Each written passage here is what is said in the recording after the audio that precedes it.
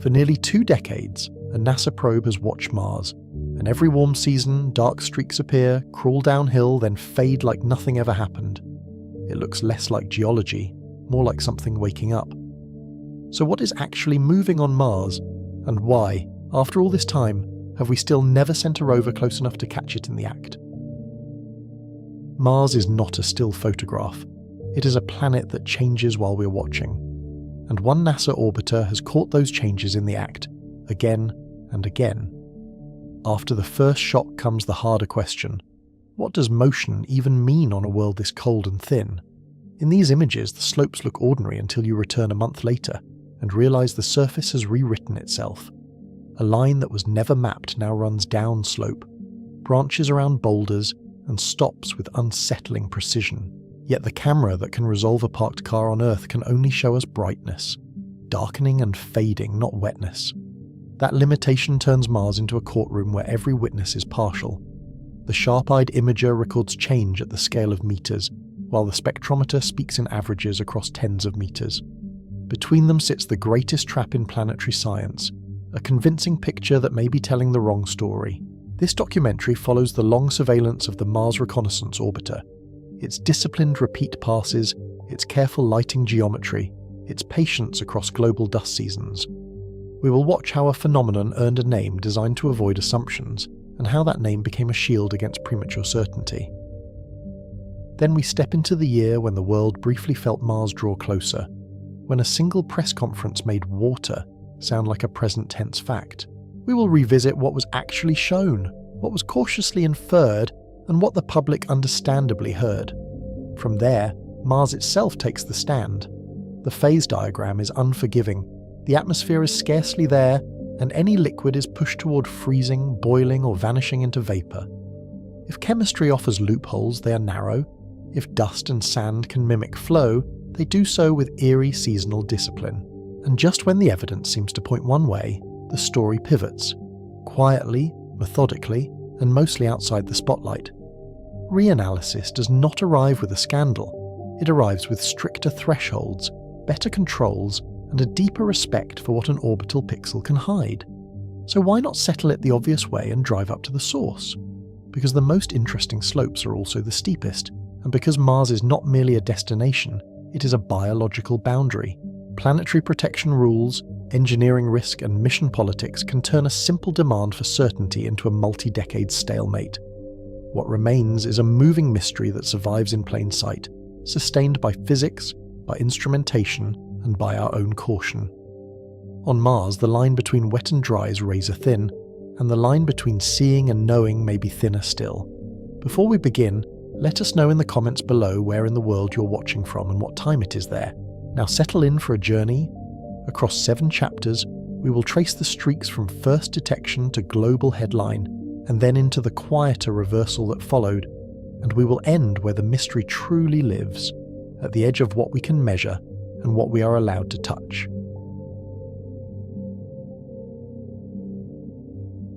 A steep Martian slope sits quiet in the thin light. Then a thin, dark line appears where none existed before. It lengthens down slope through warm months, fades in cold months, then returns the next year as if the hillside keeps a calendar. At first, it looks like a stain, or a shadow, or a trick of contrast created by a low sun angle. Then you watch the sequence again, frame by frame, and the timing feels deliberate rather than accidental. Something seems to wake up with sunlight, creep downhill, then erase itself when winter returns. The visuals are stark and clinical, high-altitude photographs that still feel intimate, like a close-up of skin. The line begins as a hair-thin mark near a ridge, then forks into narrow fingers that follow the fall line. Each finger darkens the ground as it goes, leaving a tapering tail that looks, uncomfortably, like a flow front. The camera is HiRISE, the high-resolution imaging science experiment, built to turn orbital passes into detailed surface maps. It rides aboard NASA's Mars Reconnaissance orbiter, circling Mars since 2006 and still returning sharp images of the surface. From roughly 300 kilometers up, HiRISE can see details about a meter across, which is enough to track change. HiRISE does not show a creature or a machine, and it does not show liquid shining in a channel. It It shows a pattern, repeated across years, on slopes that face the sun and warm more strongly. The pattern is narrow, finger-like, and dark against lighter ground, as though the surface has been brushed aside. The simplest word for it is flow. That word is also the problem. Mars is not supposed to let liquid water behave normally at the surface, at least not for long. The average atmospheric pressure is about 6 millibars, less than 1% of Earth's sea level pressure. Under that thin air, pure liquid water sits near a triple-point knife edge, tending to boil or freeze instead of pooling and running. Pressure is only half the trap because temperature closes the other side.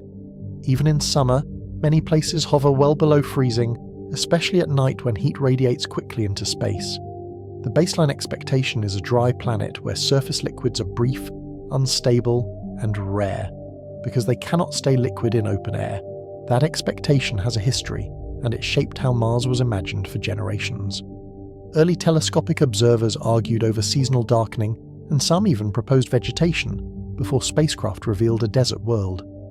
Later missions found ancient river valleys and lake beds, but those were relics, evidence of a wetter past, not a wet present. Yet these lines appear on steep slopes during warm seasons, precisely when you would least expect stability. They fade when the seasons turn cold, as if the process shuts down on schedule. They come back in the same places year after year, as if the ground remembers where to start. Scientists give the phenomenon a name to hold it steady, because naming is a way of separating observation from interpretation. Recurring slope linear, shortened to RSL, becomes the label in papers and presentations. The name is careful, because it describes what is seen, not what it is. RSL are seasonal darkenings on steep terrain, typically on slopes near the angle where loose grains begin to slide. They show up most often on sun-facing slopes, where heating is strongest and daily temperature swings are sharp. They cluster in mid-latitudes, and they also appear on crater walls and canyon rims where steepness is built in. They are not everywhere, and that selectivity is part of the intrigue. They are tied to slope angle, orientation, and season, and they often avoid flatter ground nearby. That selectivity makes them feel less like random dust, and more like a process with rules, even if the rules are still hidden. If RSL are wet, even briefly, the implications are enormous and immediate. Liquid water near the surface changes how we think about modern Mars, because it implies an active water cycle today. It changes the map of where life could persist, and where spacecraft must avoid contaminating with Earth microbes. If RSL are dry, the implications are still enormous, just in a different direction. A dry mechanism that mimics flow would reshape how we read orbital images, because it would show how easily the eye is fooled. It would warn us that motion can be inferred too easily from patterns that only look familiar, especially in dramatic terrain. This is the tension at the heart of the story, and it is why the streaks feel unsettling. On a planet where water should not flow, something appears to move, and it does so repeatedly. The images are clear enough to tempt certainty, and ambiguous enough to punish it when certainty arrives too quickly. The mystery enters modern science in a surprisingly small way, not with a rover drill or a dramatic landing. In 2011, at the University of Arizona, an undergraduate is scanning HiRISE images and notices a pattern others missed. The discovery begins as a quiet moment of attention inside a routine workflow. The University of Arizona is home to HiRISE operations, where images are planned, processed, and examined with a mix of automation and human judgment. It is a place where planetary science is both big and routine, where data arrives constantly and must be triaged. In that flood, careful attention becomes its own instrument, because software does not always know what matters. The undergraduate sees dark streaks that recur seasonally on the same slopes, which is a different kind of signal than a single dramatic event. Not an impact scar, not a dust storm, but a repeated behaviour that implies a repeating trigger. The discovery is not a lone genius moment, but a patient recognition of change over time. It is also a reminder about how exploration works now, in an era of persistent orbital surveillance. Mars is watched by orbiters, but the meaning of what they see depends on human eyes and human questions. Citizen-like scrutiny can emerge inside big science, because the data set is too large for any one team to exhaust. Once the pattern is named, it spreads through the community and the search becomes systematic. Researchers scan archives for earlier examples, compare sites, and build catalogues that turn anecdotes into statistics. They look for correlations with temperature, slope orientation, and local geology, because correlations are the first step toward mechanism. The early framing is simple and unsettling, and it is hard to resist. Dark lines appear when it is warm and vanish when it is cold, which echoes the behavior of fluids on Earth.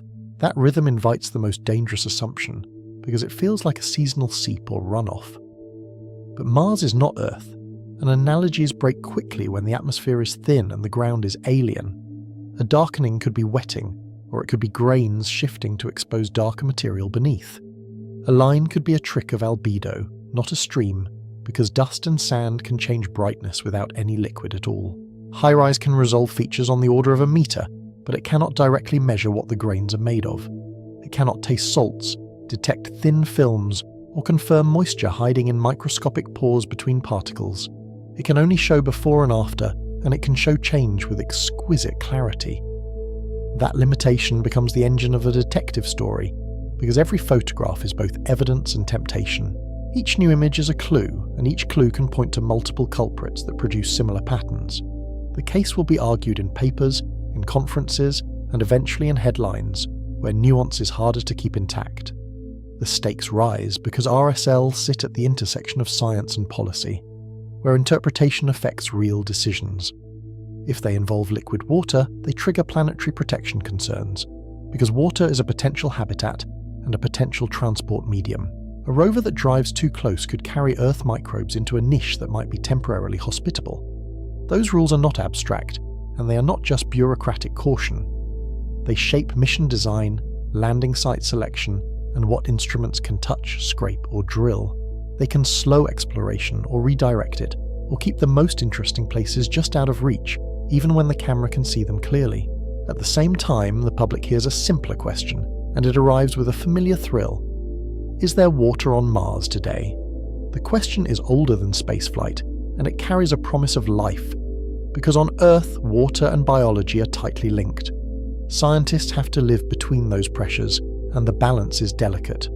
They must be precise about what the data shows, and cautious about what it implies, especially when the implications affect mission rules. They must also decide what level of uncertainty is acceptable before acting, because waiting for perfect certainty can become its own risk.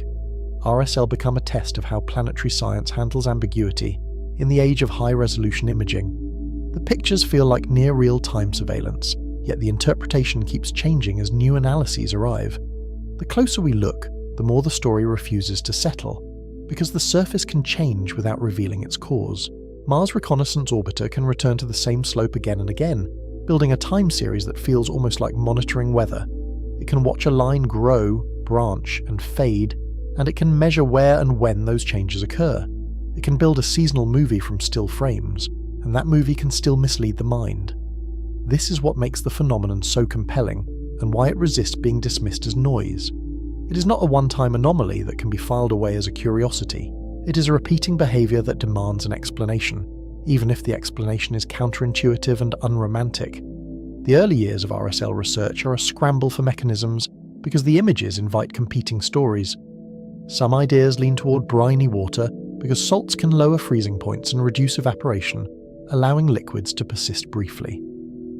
Other ideas lean toward dry granular flows, triggered by heating, vibration, or subtle wind-driven changes in surface stability. Every hypothesis must confront the same baseline contradiction, and it cannot be waved away with a metaphor. Mars is cold and its air is thin, so any liquid must be protected, transient, or chemically altered to exist at all. Even brines face limits, because they can still freeze, boil, or vanish into vapor under the wrong conditions. Even the word recurring is a clue and a trap, because it suggests a cycle that sounds like climate. Recurring suggests a seasonal driver, and seasonal drivers suggest a reservoir that is replenished or reactivated each year. But recurrence could also reflect a slope that is simply prone to avalanching when conditions cross a threshold without any water involved. The sites themselves add to the intrigue because they sit in landscapes that look engineered for drama. Many RSL appear on steep sun-facing slopes at mid-latitudes, where seasonal temperature swings are strong and frost can come and go. Others appear on equatorial canyon walls, where sunlight is intense and shadows are sharp, making contrast changes easier to see. These dramatic landscapes, but the process might be mundane in the way geology often is. A small change in grain cohesion could darken a surface without adding water, simply by rearranging how light scatters. A thin dust layer could be stripped away, revealing darker substrate beneath, an effect that looks like wetting, but is only exposure. Still, the timing keeps pulling the mind back toward fluids because it has a familiar cadence. Warm season onset, gradual lengthening, then winter disappearance, with the same slopes lighting up again the next year.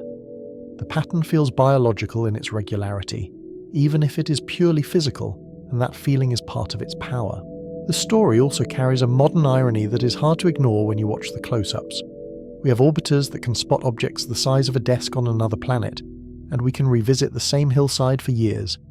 Yet we cannot easily answer what seems like a basic question about a dark line on a hill, because the crucial evidence may be microscopic or transient. That gap between image and understanding is where the documentary begins, and it is not a failure of effort. The probe has photographed something that looks like motion, and it has done so repeatedly across seasons. The motion might be wet, dry, or something we have not imagined, and each possibility changes the meaning of the same pixels. The central question is not only what is moving, but what it would take to know for sure. It is why, after years of evidence and debate, we still have not sent a rover close enough to settle it. The answer will involve risk, rules, and the limits of remote sensing, because the safest distance is often the most uncertain. In 2015, the mystery will surge into the public eye at a major press conference, and the language will sharpen. A strong claim will be made, and it will sound like a turning point, as though the debate has finally closed. Later, that claim will be challenged, and the story will pivot again, reminding us how provisional conclusions can be when the data is indirect. For now, the evidence is a set of repeating streaks and a set of competing explanations, each trying to fit the same seasonal rhythm. The case file begins with an undergraduate noticing a pattern in a mountain of images, and it grows into a debate about water, habitability, and how certainty is manufactured. The question underneath it all is simple to ask and hard to earn. What does a dark line really mean on Mars? We start with the streaks that should not be there.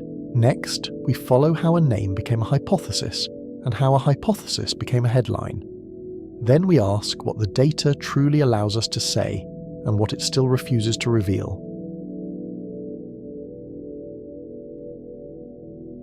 Mars does not offer witnesses, so we build them in orbit, and we teach them to keep looking. Since 2006, Mars' Reconnaissance orbiter has served as a persistent observer, returning to the same slopes often enough to turn geology into a timeline. In the thin Martian air where sound dies quickly and footprints never form, the record is visual, light and shadow, repeated with discipline. MRO is not a flyby that grabs a postcard and leaves, and it is not a single dramatic glance. It is a long baseline surveillance platform in a near-polar orbit, crossing many latitudes and lighting conditions on a repeating schedule.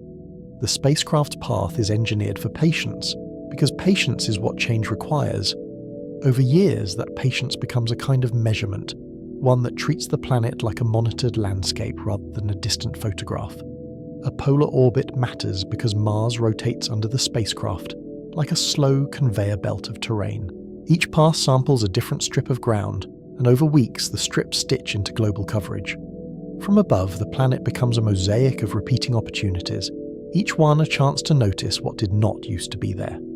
The geometry is almost mechanical, yet the outcome is subtle, a world that can be checked, rechecked, and compared against itself. The orbit is also designed to be consistent in local time, which stabilizes the lighting for comparisons. That detail sounds bureaucratic, but it is foundational to the story. If the sun angle changes too much, a new shadow can masquerade as a new feature.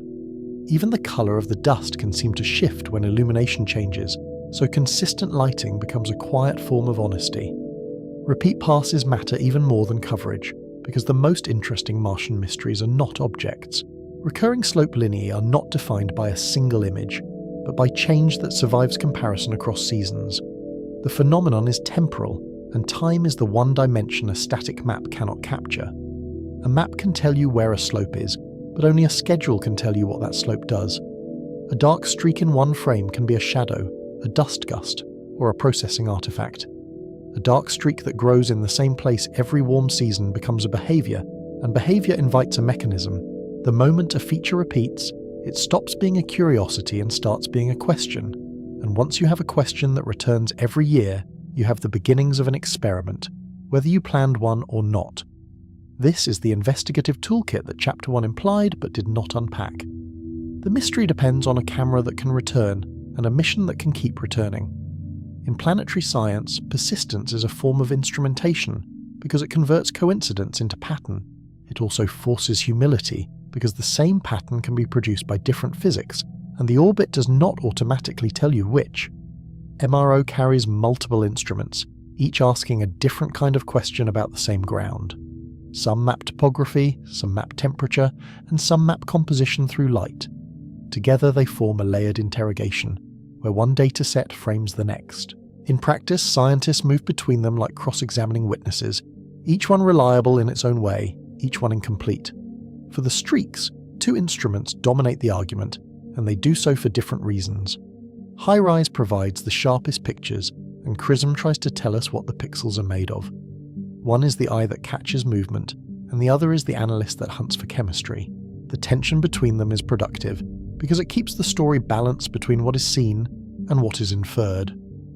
HiRISE is the high-resolution imaging science experiment, built to make orbital images feel almost like aerial photography. It is a large telescope with a long focal length and a detector designed for motion. When it works at its limits, the surface stops being an abstract texture and becomes a place. You can almost feel the scale in your body because the landscape resolves into objects that seem touchable, if only the orbit would allow it. In visuals, HiRISE is the shot that makes viewers lean forward. You can see boulders casting crisp shadows, dunes combed into parallel ripples, and crater walls textured like worn sandstone. On steep slopes, you can sometimes trace the exact line where a streak threads between obstacles. The scene looks still, but the repeated frames reveal that stillness is a pose, not a truth. HiRISE does not take a single snapshot like a phone camera, because the spacecraft never truly stops moving. It uses push-broom imaging, scanning a line of pixels as the spacecraft moves forward, then assembling those lines into a long strip. The image is built the way a printer builds a page, one narrow band at a time. That scanning approach is elegant, but it also means the image is a choreography of motion, timing, and stability. That method matches an orbiter's natural motion, and it trades instant capture for extreme detail. It also means every image is a product of timing, pointing stability, and careful calibration. A tiny wobble can smear the ground, and a tiny drift can shift the geometry of comparison. When the goal is to detect change measured in meters, even small geometric errors can imitate a change that never happened. At its best, HiRISE reaches roughly 0.3 meters per pixel, with practical interpretation often closer to the meter scale. That is enough to resolve small boulders, ripples, and the edges of narrow streaks. It is also enough to detect subtle texture changes that would vanish in coarser imagery. At that scale, Mars stops being a planet and becomes a surface, one that can be inspected like a crime scene from far above. Resolution, however, is not the same as certainty, and the narration has to hold that tension. A sharp image can still be ambiguous if the physics is invisible. HiRISE can show the surface responding, but it cannot tell us what the surface felt. The camera can record an aftermath with forensic clarity, while the cause remains hidden behind the limits of remote sensing. HiRISE also collects limited colour, but not like a full-colour landscape photo. It uses a wide black and white channel for maximum sharpness, plus narrower colour strips that sample selected wavelengths. In practice, that means colour is a diagnostic accent, not a continuous painting. The colour arrives like a clue placed carefully on top of a larger monochrome record, and the clue has to be interpreted with restraint. Those colour strips help separate materials that look similar in grayscale, especially when dust and rock share the same overall brightness. They also remind us that most of the image is monochrome detail, with colour information concentrated in a band. The result is a visual metaphor for the investigation itself: clarity in shape, uncertainty in substance. When a streak darkens, the eye wants to call it wet, yet the colour data rarely gives an easy confirmation. HiRISE can show surface texture, slope streak morphology, and the way a feature branches around obstacles. It can show whether a streak starts at a point source or emerges diffusely along a ridge. It can show whether the edges are sharp, feathered, or scalloped by wind. Those shape details matter because physics leaves habits, and habits become readable when they repeat. It can also show context, which is often where the most important clues hide. A streak that repeatedly initiates below a rocky outcrop suggests a local trigger, not a planet-wide one. A streak that avoids boulders like flowing paint suggests motion, yet motion can be granular as easily as liquid. The most persuasive images are often the ones that show the streak interacting with the slope's obstacles, because interaction implies a real process rather than a camera artifact. HiRISE cannot see through the ground, and it cannot directly measure moisture in pores. It cannot reveal subsurface plumbing, hidden ice lenses, or a buried aquifer feeding a seep. Even if water were present centimeters down, the camera would still be blind to it. That blindness is not a flaw in the instrument, but a reminder that surfaces can lie about what is happening underneath them. That limitation matters because the most dramatic hypothesis involves liquid, and liquid is a subsurface story as much as a surface one. If briny water is involved, the key action might occur below the top millimeters, then express itself only as darkening. The camera would capture the symptom, not the cause. On Earth, we often confirm wetness by touch, but on Mars we are forced to infer it from how light changes. HiRISE also cannot easily tell us whether a surface is darker because it is wet, because wetness is not a single optical state. It can only tell us that the surface reflects less light than it did before. The data are honest, but they are not specific. A darkening could mean a thin film, or it could mean grains have shifted into a tighter packing that scatters light differently. In remote sensing, that is an albedo change, a change in brightness, and it is a deceptively broad category. Albedo can shift for many reasons that have nothing to do with water. The same darkening can be a stain, a shadow, a texture change, or a cleaning event. Mars teaches this lesson repeatedly because its dust is bright, mobile, and capable of rewriting a surface with almost no mass. A slope can darken when dust is removed, exposing darker grains beneath, and Mars is famous for dust that moves easily. A slope can darken when grains settle and pack, changing how light scatters between particles. Even a thin rearrangement can alter reflectance in a measurable way, and because the atmosphere is thin, the dust can move without the kind of weather we would recognize as strong. A slope can darken when grain size changes, even if composition stays the same, because light interacts with surfaces at the scale of grains. Finer grains can brighten a surface, while coarser grains can reduce reflectance and deepen shadows. A surface can look darker simply because its micro-roughness changed. The camera registers the optical consequence, while the microscopic mechanics remain off-stage. A slope can darken when frost forms and sublimates, leaving behind a rearranged surface that is slightly more compacted. A slope can darken when a thin veneer is stripped by wind, without any liquid present. Mars is a planet where the atmosphere is weak, yet the dust is restless. The paradox is that a fragile atmosphere can still be a powerful sculptor when the material is fine enough. So HiRISE gives us a movie of change, but not a chemical explanation, and the movie is silent. It is the strongest witness to motion, and the weakest witness to what the moving thing is. The camera can testify that something happened, but it cannot swear to what. That gap between motion and meaning is where the debate lives, and where the chapter's mystery stays alive. That is where HiRISE enters the toolkit, and where the story becomes more technical without becoming less mysterious. HiRISE is the compact reconnaissance imaging spectrometer for Mars, and it is designed to read surfaces through their light. It turns reflected sunlight into a diagnostic curve. In effect, it asks a different question than the camera asks. Not, what does it look like, but what does it absorb? HiRISE does not focus on sharp edges and small rocks, because its job is not to draw. It focuses on how sunlight reflects from the surface at many wavelengths, from visible into the infrared. Where HiRISE sees shape, HiRISE searches for molecular behavior. The instrument is sensitive to how minerals and salts interact with photons, which is a technical way of saying it listens for chemistry in the light. The concept is simple even when the instrument is not, and it can be said in plain language. White sunlight hits the ground absorbs some wavelengths and reflects others, and the pattern of reflection becomes a signature. That signature is a clue to what the surface is made of. It is like hearing an accent in a voice, except the voice is sunlight, and the accent is a mineral's absorption band. A spectral signature is a fingerprint made of dips and peaks. and the dips matter most.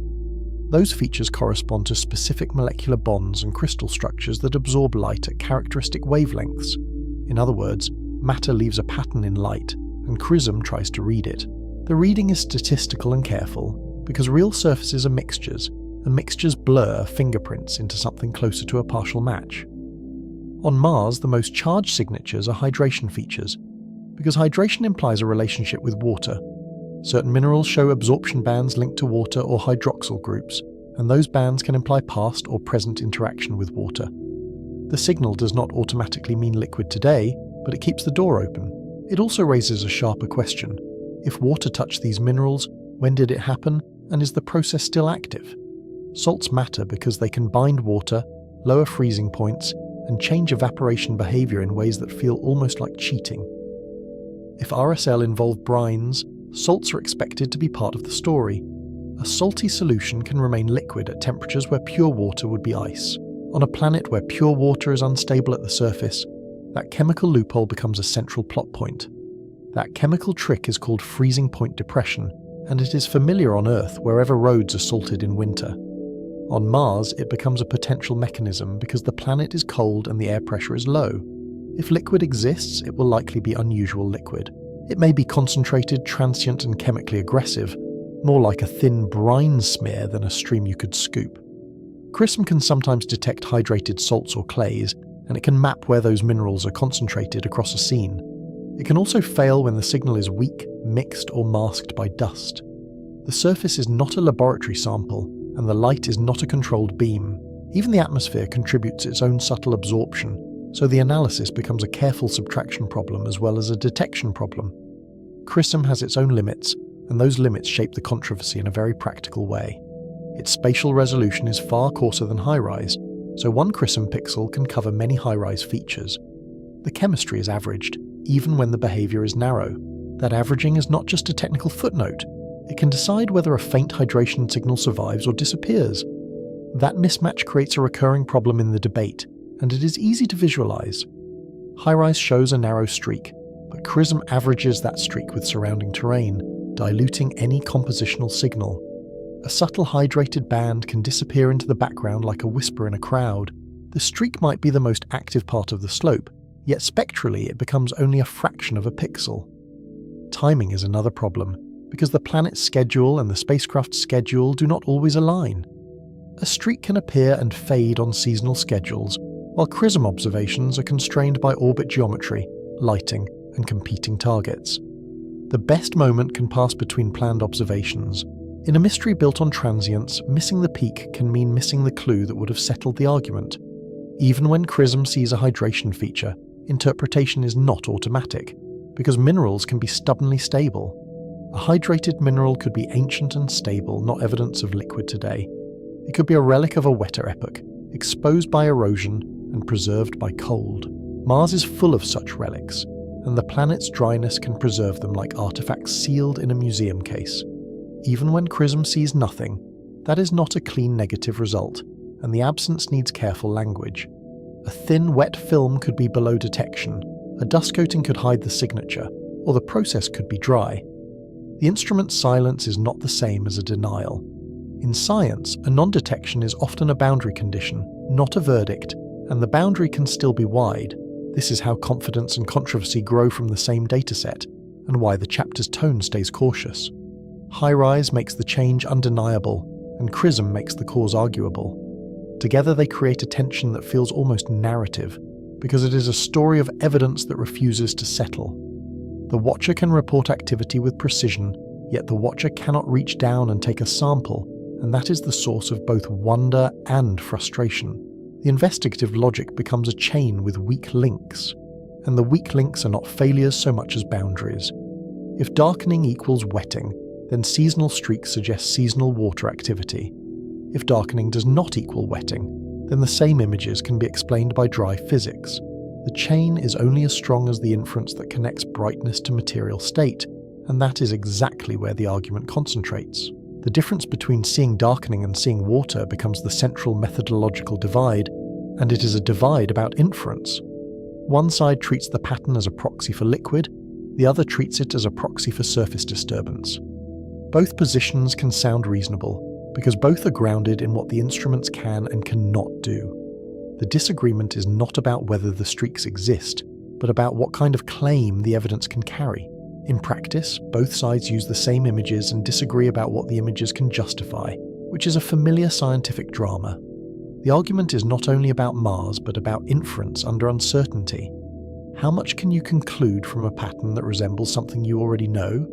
And how often do our best analogies become traps, especially when the environment is unlike anything on Earth?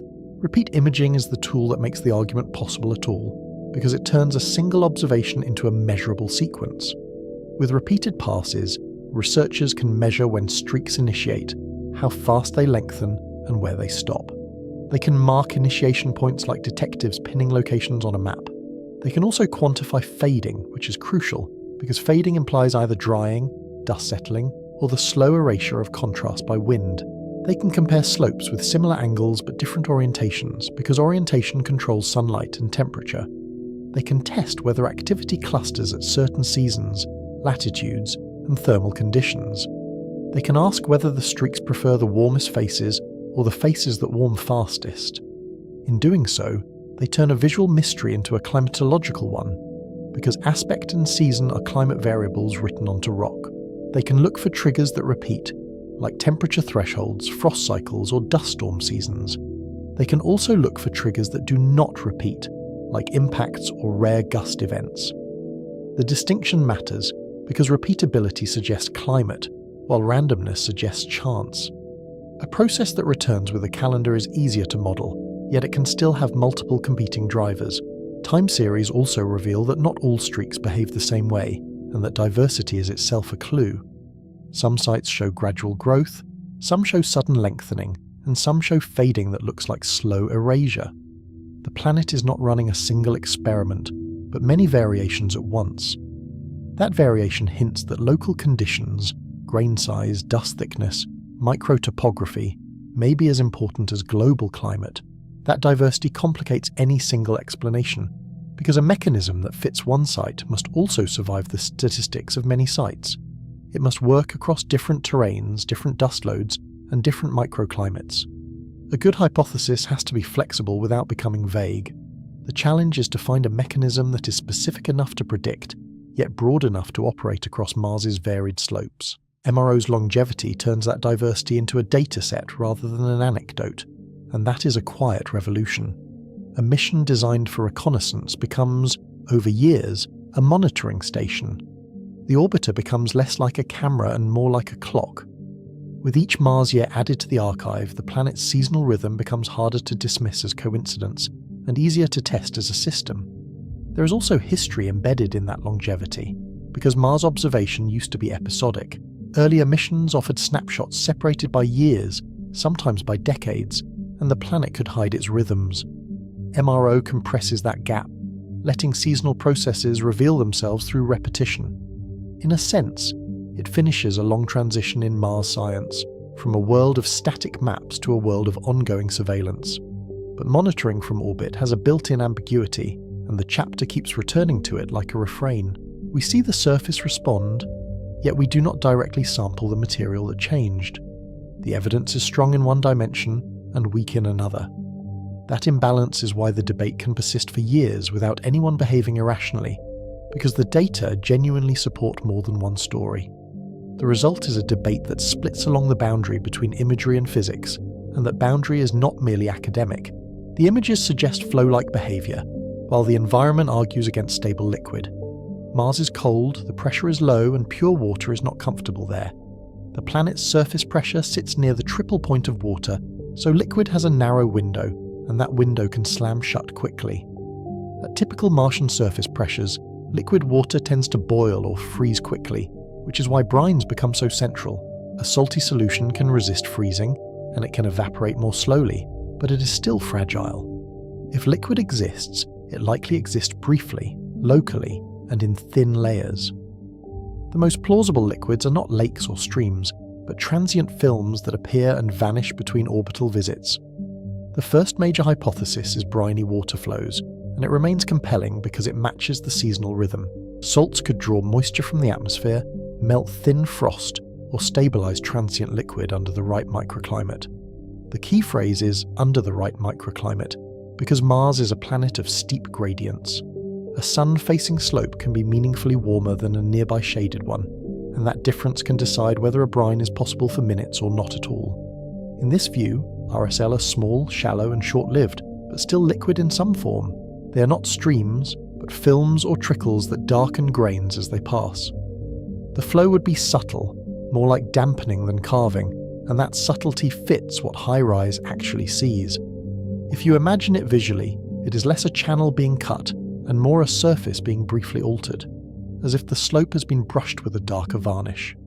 Yet the brine idea carries its own questions, and the narration can linger on them without leaving the topic. Where does the water come from, and how is it replenished year after year? If the source is atmospheric, how efficient can that process be in such dry air? If the source is shallow ice, how does it persist at these latitudes without retreating, and why would it express itself in such narrow, repeated lines?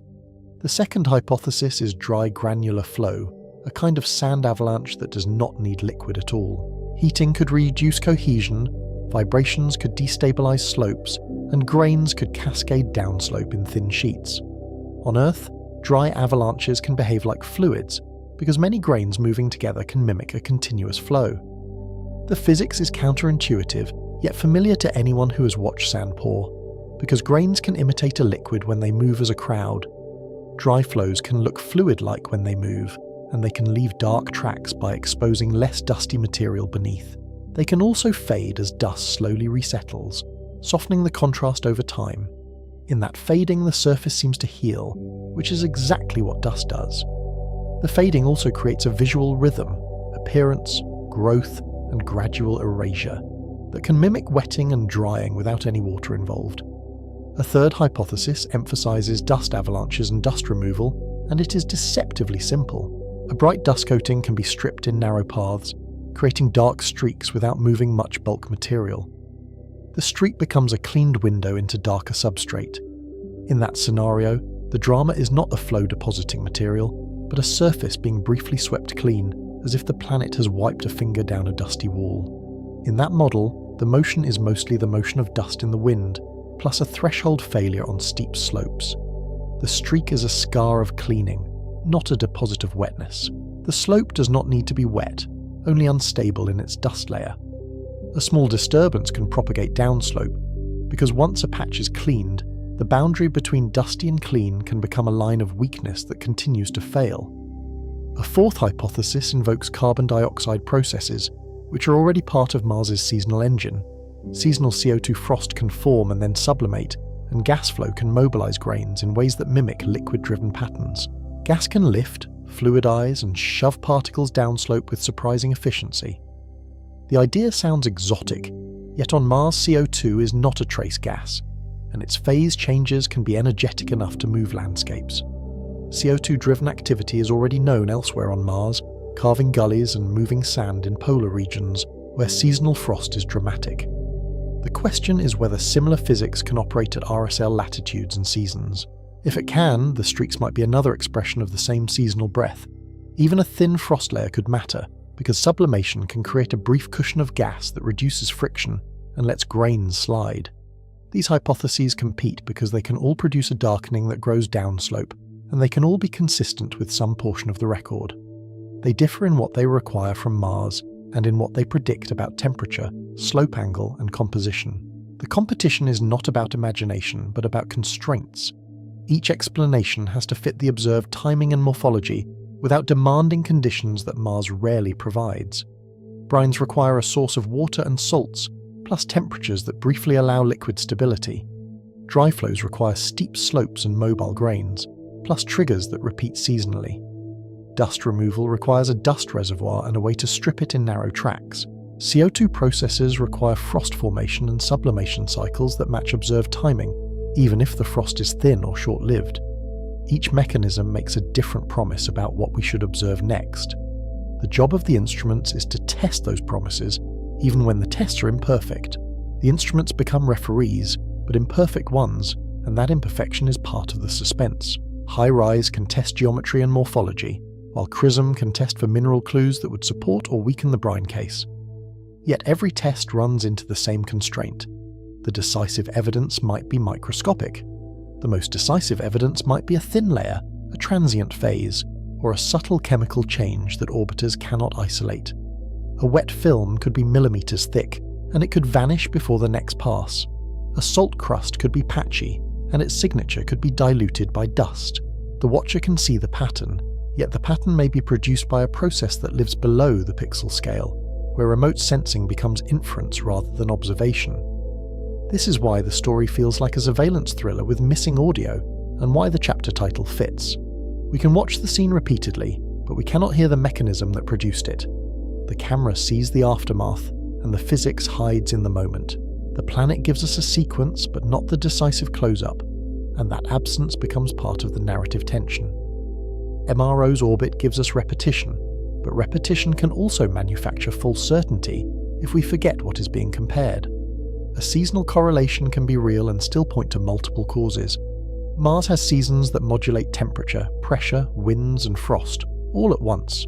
When several variables change together, a pattern can be strong while the explanation remains ambiguous, which is a classic trap in observational science. A warm season onset could mean melting, but it could also mean dust becomes easier to mobilize when the atmosphere thickens slightly. It could mean thermal stress fractures grains, changing stability without any liquid. The same calendar date can trigger different processes on different slopes. The question becomes not only what correlates with the streaks, but which correlated variable is doing the work. A winter shutdown could mean freezing, but it could also mean frost cements grains and prevents motion. It could mean winds change direction and stop stripping dust from those slopes. In a thin atmosphere, small changes in circulation can have outsized effects on dust movement. Even a slight change in wind regime can decide whether a slope is cleaned, coated, or left untouched for another season. So the toolkit is powerful, and it is also a trap, because humans are pattern-seeking by nature. The better the images get, the easier it is to overinterpret patterns that resemble Earth processes. A streak that looks like a seep can still be a slide. The discipline of the field is to treat resemblance as a starting point, not a conclusion, especially when the environment is so different. Scientists respond by quantifying what can be quantified, because numbers can discipline intuition. They measure slope angles, aspect, elevation, and thermal inertia, and they compare active sites with inactive controls. They ask whether RSL prefer a narrow range of steepness, or whether they simply need dust. They also examine whether initiation points cluster near bedrock exposures, which could indicate local triggers like rockfall or thermal cracking. Thermal inertia, in particular, becomes a proxy for surface texture and particle size, and it helps frame what the camera sees. A surface that heats and cools quickly is often dusty or sandy, while a rocky surface holds heat longer. If RSL cluster in low thermal inertia terrains, that leans toward granular explanations. If they cluster near rocky outcrops with higher thermal inertia, that could suggest different triggers, including localized heating and stress. They build catalogues of RSL candidates and track them across Mars years, turning isolated sightings into statistics. They ask whether activity migrates, whether initiation points persist, and whether streaks cross small obstacles. They look for the kind of consistency that a physical mechanism would naturally produce. Over time, the catalogue itself becomes a lens because it reveals not only where RSL happen, but where they conspicuously do not. They also ask what RSL are not, because exclusion can be as informative as detection. They are not classic gullies with channels and levees, and they are not widespread sheet floods that leave obvious deposits. They do not carve deep paths, and they do not pile up clear fans at the bottom. That absence of obvious erosion is a constraint, because it suggests the process is shallow, gentle, or both, even when the visual pattern looks dramatic. RSL are narrow, subtle, and often confined to steep, dusty slopes, where small disturbances can have visible consequences. That subtlety is part of why they could be either wet films or dry surface rearrangements. The planet gives us just enough to argue, and not enough to settle. The most haunting images are the ones that look like a familiar kind of flow, while refusing to provide the familiar evidence of channels and deposits. The mission architecture reinforces the mystery's cadence, because it shapes what we can see, and when we can see it. MRO can target the same site repeatedly, but it must share time with many other objectives. Every repeat image is a choice, and every choice leaves something unobserved. The watcher is persistent, but it is not omniscient, and the gaps between observations become part of the story's uncertainty. HiRISE images are expensive in data volume, and targeting requires planning that anticipates the season. The result is a time series with gaps, and those gaps can hide the most decisive moments. A streak might initiate between observations, leaving only before and after evidence. When that happens, scientists are forced to reconstruct the event from its boundaries, like estimating a storm's peak from two quiet snapshots. Chrism targeting is also constrained, and its observations depend on lighting and geometry that favour certain times and places. The best spectral data may not coincide with peak activity, and the peak activity may not last long. The instrument can arrive late to the scene, like a forensic team after the rain. Even when it arrives on time, dust in the air and on the ground can soften the very spectral features it is trying to detect. Even with gaps, the long record changes how we talk about Mars, and it changes what feels plausible. A planet once seen as static becomes a place with seasonal processes that can be tracked. The surface becomes less like a fossil and more like a system. That conceptual shift is one of MRO's most important contributions, because it makes Mars feel active in a way earlier missions could only hint at. That shift in perspective is essential to the central question, because the question is not, did something happen? It is, what kind of thing can happen here under these conditions? Something appears to move, and the movement is defined by repeated observation rather than a single dramatic event. The watcher turns motion into a dataset, and the dataset turns speculation into testable claims, even when the tests remain indirect. It also sets up the policy tension that will return later, because evidence has consequences. If RSL might be wet, then they might be special regions under planetary protection rules. Those rules treat potential habitats as places we must not contaminate, even accidentally. The debate becomes not only a scientific argument, but a practical one, because classification can determine where hardware is allowed to go. The more credible the wet hypothesis becomes, the harder it is to justify sending a rover close, and the harder it is to sample directly. That is the irony of discovery on a potentially habitable world. The more interesting a place becomes, the more carefully we must treat it. It is a strange kind of distance, created not by engineering limits alone, but by responsibility. So the instrumentation debate is not academic, and it is not confined to journals. It influences where we can land, what we can touch, and how close we can get to the very features we want to test.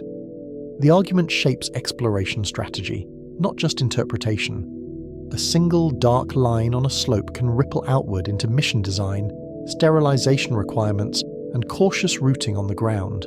This is the paradox that MRO exposes, and it does so quietly through images that look like simple photographs. The orbiter can identify the most intriguing moving targets, and the same identification can push them behind a safety line. The watcher can point, but the watcher cannot reach. And the more precisely it points, the more obvious the distance becomes, because the target is no longer abstract. The chapter's core claim is simple, and the expansion only deepens its implications. MRO turned Mars into a monitored landscape, and that monitoring created both confidence in change and controversy about cause. The planet became a place where time matters, and time creates disagreement. The watcher's gift is a long memory, and the cost of that memory is that every interpretation must survive years of comparison. We now have a watcher in orbit, and we have a record long enough to argue with ourselves. The next step is to follow how one interpretation hardened into a headline, then fractured under reanalysis. That arc is not a failure of science, but a demonstration of how science corrects itself. When the data keep arriving, certainty has to compete with revision, and revision is how the field stays honest. Because on Mars, the line between wet and dry is razor thin, and the environment punishes sloppy assumptions. Our instruments can see the line darken, but they struggle to tell us what crossed it. The most important distinction may be happening at scales smaller than a pixel. The watcher can record the boundary, yet the boundary's chemistry may be written in grains too small to resolve and changes too brief to catch. We leave this chapter with a toolkit and a warning, and the warning is part of the method. The images are real, the changes are real, and the meaning of those changes is still contested.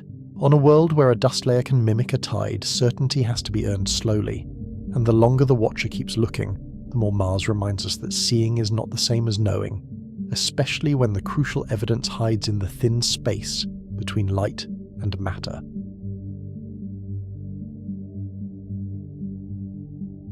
In 2015, the RSL mystery stops being a niche debate and becomes a public event. NASA schedules a press conference, cameras roll, and the world hears a familiar promise. Mars may still have water, not just in ancient stone. For a few minutes, the planet stops being a distant archive and starts feeling like a place with weather. The central question stays the same, even as the language sharpens and the stakes rise. What is actually moving on Mars in these recurring slope streaks? And why, after years of evidence and debate, have we still not sent a rover close enough to settle it? The question sounds simple, but it sits at the intersection of physics, chemistry, and policy. The setup is already primed by years of HiRISE monitoring, almost like a slow surveillance film. In crisp, black and white detail, streaks appear on steep slopes, lengthen during warm seasons, and fade when cold returns. That rhythm feels like a liquid cycle, even when the environment argues against it with every basic rule of surface physics. The images invite you to trust your eyes, then punish you for doing it. HiRISE, the high resolution imaging science experiment, is built for this kind of suspense. From hundreds of kilometers up, it resolves features on the scale of a desk or a small car, letting scientists watch a hillside change in increments. The planet is not a static postcard anymore. It becomes a place where patterns repeat and repetition suggests a mechanism. Each return pass adds a frame to a stop-motion story that no one can quite finish. On screen, an RSL site looks deceptively simple. A steep, dusty wall drops into a basin, and a narrow, dark line seems to spill downward like ink on paper. Then, months later, the line pales, as if the slope has been wiped clean by time. In some sequences, multiple streaks appear like fingers spreading, each one tracing a slightly different path. The streaks appear on terrain that already hints at instability. They tend to form on slopes near the angle of repose, the steepest angle that loose grains can maintain before they slide. On Mars, where gravity is lower, that angle can differ from Earth's, but the logic remains familiar. Steep piles want to fail. A small change in cohesion, or a small disturbance, can push a slope from quiet to motion. That detail matters because RSL do not behave like classic river channels. They often lack raised banks, carved grooves, or obvious depositional fans at the bottom. Instead, they resemble surface darkening events that spread thinly, as if the topmost grains have been rearranged or coated. The absence of obvious erosion becomes a clue, not a dismissal. NASA's claim is built from two lines of evidence that seem to interlock like gears. First, RSL activity correlates with warm temperatures and sun-facing slopes, especially where sunlight is strongest. Second, CRISM detects signatures interpreted as hydrated salts at some RSL locations, implying water molecules are involved in the chemistry. Together, those claims offer a mechanism that sounds both modern and testable. The temperature story is straightforward and persuasive to non-specialists. When the ground warms, the streaks grow and darken, and when the ground cools, the streaks stop and fade. A seasonal switch looks like a physical trigger, the kind you can imagine even without equations. It also echoes the most familiar liquid on Earth, where warmth loosens ice and releases flow. Scientists quantify that correlation with maps and time series, turning intuition into statistics. They compare slope aspect, latitude, elevation and season across many sites, and they look for repeatability across years. The strongest sites behave like clockwork, which is why they become the icons shown in press materials. A pattern that repeats is easier to trust than a one-time anomaly. Warmth matters because it is the one variable that can plausibly open a liquid window, even if only briefly. Mars is cold, but not uniformly cold, and sunlight can create microclimates on steep slopes. A sun-facing wall can warm far above the air temperature, while a shaded wall stays locked in frost. In a thin atmosphere, the ground itself becomes the main reservoir of heat. A key detail is that the relevant temperature is not the daily average. It is the peak surface temperature, measured or modelled at the skin of the ground where grains touch and heat concentrates. On Mars, thin air carries heat poorly, so sunlight and surface properties dominate the thermal story. Darker patches can warm faster, and fine dust can insulate what lies beneath. That is why slope orientation becomes a scientific clue rather than a geographic footnote. If RSL prefer equator-facing slopes in one hemisphere and pole-facing slopes in the other, it points to insolation as a driver. The planet's tilt and orbit turn those preferences into a seasonal map of energy. Even the time of day can matter, because morning and afternoon heating are not symmetrical. The warm season timing also coincides with broader atmospheric shifts. Mars's atmosphere expands and contracts over the year, because carbon dioxide freezes onto the poles in winter and returns to the air in spring. That cycle changes surface pressure slightly, and even small pressure changes can matter near water's stability limits. The planet literally breathes, and the pressure pulse sweeps across the globe. In other words, warm season is not just about temperature, it is also about pressure, winds, and the mobility of dust, all changing together in a coupled system. The correlation is real, but the interpretation remains open because multiple processes ride the same seasonal wave. The same calendar can trigger both wet chemistry and dry physics. Then comes the chemistry, and chemistry is what turns a pattern into a stronger narrative. CRISM is not a camera, and it does not simply take pictures of colour. It is a spectrometer that reads reflected sunlight and searches for absorption features, tiny dips in brightness that act like fingerprints for specific minerals. Those dips come from molecular vibrations and electronic transitions, which is a technical way of saying matter leaves a signature in light. In the 2015 interpretation, CRISM sees hydrated salts at or near active RSL. The reported candidates include perchlorates and chlorates, salts already known on Mars from lander measurements. The spectral features suggest water molecules associated with those salts, either bound in crystals or present in thin films. The claim is cautious in form yet dramatic in implication. To a public audience, hydrated can sound like a direct synonym for wet. In spectroscopy, the meaning is narrower and more cautious, tied to how molecules vibrate and absorb light. A hydrated mineral can hold water in its structure, without any free liquid moving across the surface. It can also be a mineral that formed long ago and has simply persisted. Still, perchlorates matter, because they change water's behaviour under Martian conditions. They lower the freezing point so liquid can persist below 0 Celsius, and they can reduce vapour pressure. In plain terms, briny water can stay liquid longer, and it can evaporate more slowly than pure water. They also change viscosity, which affects whether a fluid spreads smoothly or creeps reluctantly. Perchlorates also have a second trick that sounds almost like science fiction, but it is basic physical chemistry. Many salts are hygroscopic, meaning they attract water molecules from the air. Under the right humidity and temperature, they can pull vapour out of the atmosphere and form liquid solutions through deliquescence. That is not a flood, it is a subtle chemical thirst. Deliquescence is not rainfall, and it is not a spring bubbling from underground.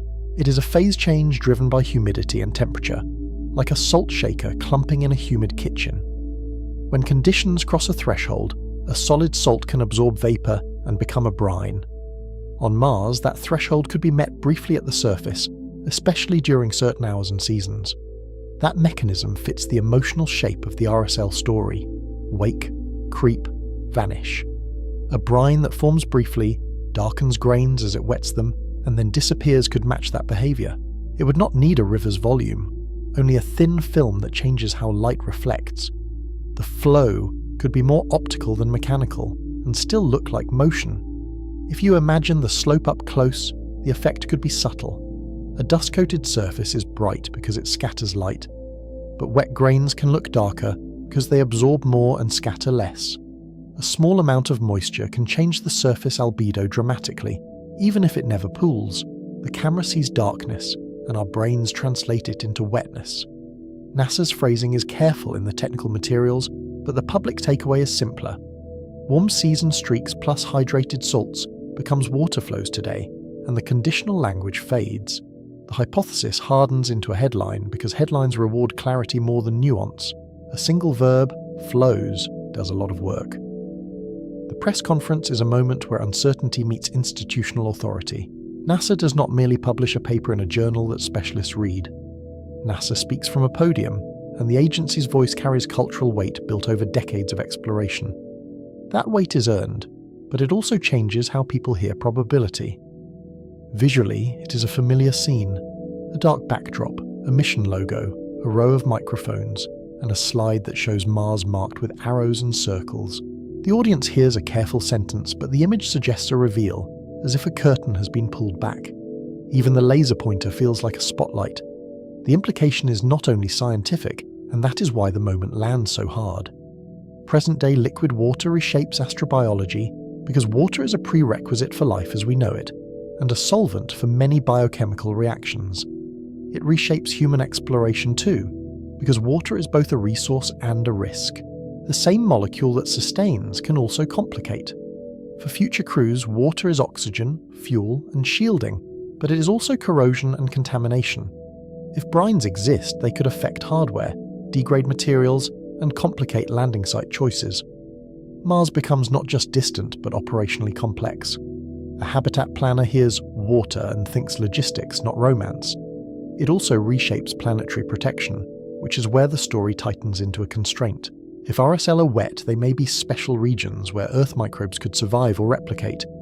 That classification changes what missions can do, how clean they must be, and where they can go. A scientific hint becomes a legal-like boundary. Planetary protection is often misunderstood as bureaucracy, but it is a scientific safeguard.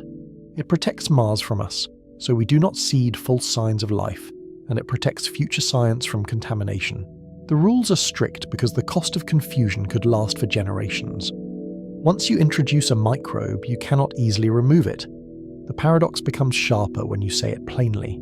The more likely the streaks are to be wet, the harder it becomes to approach them. The closer the mystery feels, the more rules push it away, like a sign on a door that reads "Do not enter," just as you reach for the handle. Mars teases with possibility, then enforces distance. To understand why the 2015 claim felt so strong, you have to make the thermodynamics accessible without flattening it. Mars has low atmospheric pressure, around 6 millibars on average, though it varies with season and altitude. At such low pressure, liquid water is hard to keep stable in open air. The planet sits near a boundary where familiar behavior breaks. A phase diagram is the simplest intuition, even without drawing it. Water's stable state depends on temperature and pressure together, and the boundaries are not negotiable. Lower the pressure, and the liquid region shrinks, until the planet sits close to the triple point where ice, liquid, and vapor compete. Mars lives near that knife edge, so small changes can flip outcomes. Near Mars' surface pressure, pure water tends to boil or freeze rather than sit calmly as a liquid. Even if it melts briefly, it can evaporate rapidly, because the air cannot hold much water vapor. The environment pushes water toward vapor or ice, and it does so relentlessly. A droplet is a temporary rebellion against the phase diagram. This is why the idea of open, flowing streams on modern Mars has always been controversial. It is not just that Mars is cold, but that the air is thin enough to destabilize liquid water. A puddle is not merely a puddle, it is a thermodynamic event trying to end. If you could stand there, you might watch it vanish faster than the intuition allows. Brines widen the window, but they do not remove the window. Dissolved salts depress the freezing point and can slow evaporation, and they can keep water liquid at temperatures where pure water would freeze. They allow transient liquid films where pure water would fail, but only under a narrow set of conditions. The word possible expands, yet it does not become easy. That is the key nuance that often gets lost. Brines make liquid more plausible, not effortless, and they do not magically create rivers on a desert planet. If liquid exists, it is likely fleeting, localized, and chemically aggressive. The chemistry that helps it persist also makes it harsh. The most realistic brine scenario is thin and short-lived, closer to damp sand than a stream. It could be a shallow trickle that never becomes deeper than a few grains, or a film that darkens the surface and then vanishes. The spectacle would be visual, not hydrological. The flow might be measured in millimeters, not meters. And yet, the combination of warmth and hydrated salts is a powerful story engine. It links a visible seasonal behavior to a chemical clue, and it suggests a mechanism that is familiar enough to grasp. It also feels alien enough to fascinate because the liquid would be salty, cold, and unstable. It is water, but water under rules that feel wrong. This is where communication becomes part of the science, not an afterthought. In papers, scientists often say, consistent with, because they are mapping plausibility, not declaring victory. In headlines, consistent with becomes confirmed, because audiences crave closure and narratives prefer endings. The shift is small in wording, but huge in meaning. The difference is not pedantic, and it shapes how the public remembers the moment. Consistent with means the data do not contradict the hypothesis, and other explanations remain viable. Confirmed means competing explanations have been ruled out, and RSL in 2015 are not at that second stage. The gap between those words is where science lives. NASA's messaging sits in a narrow corridor between accuracy and impact. The agency wants to share a compelling result, and it also knows that public language can outrun uncertainty. Once a phrase like flowing water enters the bloodstream of media, it is hard to pull back. The story becomes sticky, like the dark streaks themselves. The press conference compresses years of cautious inference into minutes of narrative. It invites the public to feel Mars as a present-tense world, not a fossil of an ancient era. It makes the planet feel close enough to be changing under our watch, like weather seen through a distant window. That intimacy is real, even if the mechanism is not settled. That closeness is part of the overall hook of this documentary. A NASA spacecraft has watched Mars for nearly 2 decades, returning again and again to the same slopes. In its images, something appears to wake up every warm season, creep downhill, then vanish as if it was never there. The repetition feels personal, as if the planet is signalling. There is also a deeper historical echo in the background, even if it is not spoken aloud. Mars has a long history of water claims, from early telescopic canals to dried river valleys seen by mariner and Viking. Each era has had its own version of the same hope, that water is not just ancient memory. Each era also has its own lesson about overconfidence. By 2015, the instruments are far better, but the emotional pattern is familiar. A new dataset arrives, a new interpretation catches fire, and Mars feels newly alive. The press conference inherits that history, whether it intends to or not. It is the latest chapter in a long conversation between evidence and imagination. 2015 is when that hook becomes mainstream. The moving streaks are no longer just a scientific curiosity discussed in specialist meetings. They become a symbol of a Mars that might still be active and wet in places, even if wet means something thinner than a human would call wet. The symbol is powerful because it is ambiguous, and ambiguity invites projection. Yet even at the moment of maximum excitement, the evidence has built-in fragility. CRISM's spatial resolution is much coarser than HiRISE, and that mismatch matters. One CRISM pixel can include an entire slope segment, not just the narrow line that HiRISE tracks so precisely. The chemistry and the motion are seen through different lenses. That means spectral signals can be diluted by mixing, like trying to identify a spice in a stew. The hydrated signature might come from adjacent terrain, not the streak itself, or from a patch within the pixel that is unrelated to the active feature. The map can look aligned even when the chemistry is offset. Remote sensing often rewards patterns that are only approximately true. Spectral detection also depends on signal strength and surface cleanliness, and Mars is famously dusty. Dust can mask absorption features by smoothing the spectrum, and a thin coating can hide salts that are present. In some cases, dust movement can mimic chemical change by altering what the instrument sees. A cleaner surface can look more hydrated, simply because the signature is less buried. Timing adds another layer of uncertainty, because RSL are seasonal and sometimes transient. CRISM observations are constrained by orbit geometry, lighting, and scheduling priorities, which means the instrument may not catch the streak at peak activity. A spectrum taken too early or too late can miss the most diagnostic moment. Even on Earth, you can miss a tide if you arrive an hour late. Even if hydrated salts are truly present at RSL sites, the causal direction is not guaranteed. The salts could be pre-existing in the regolith, exposed by a dry flow that scrapes away bright dust. The hydration could be a stable mineral state, not newly formed brine appearing in real time. A slope can reveal chemistry without creating it. In other words, salts can be a background condition rather than a smoking gun.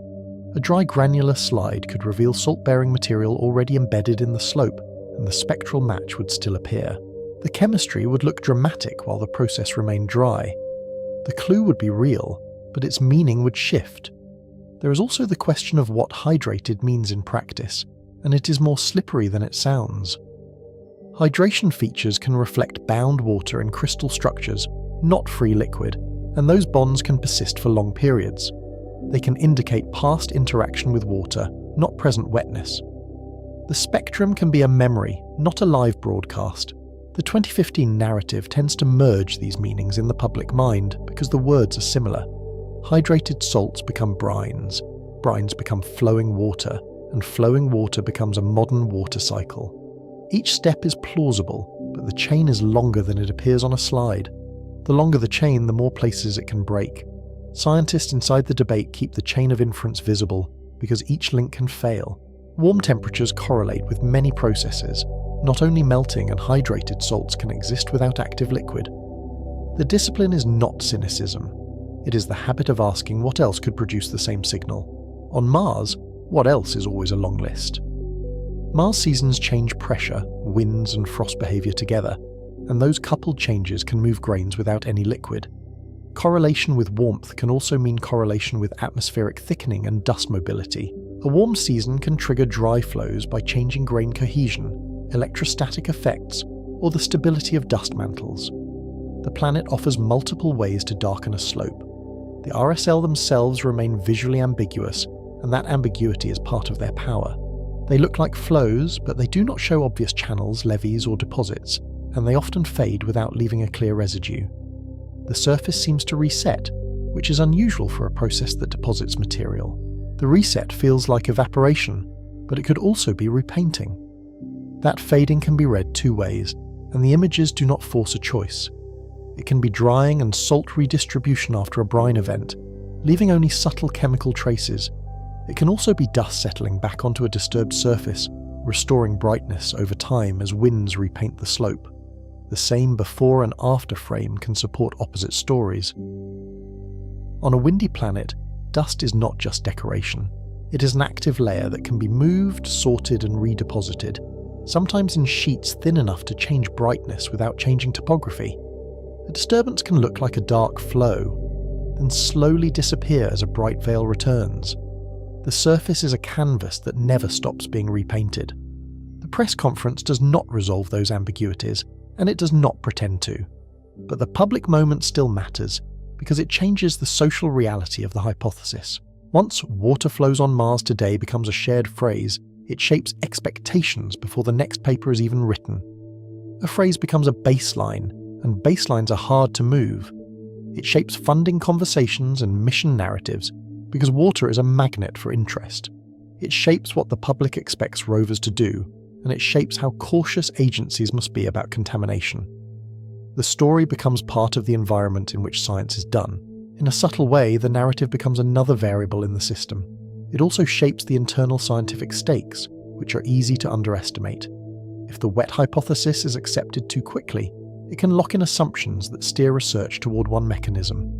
If it is rejected too quickly, it can discourage a plausible line of inquiry that deserves better tests.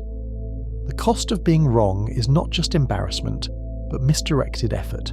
The chapter's job is to show how a plausible interpretation becomes a definitive-sounding story.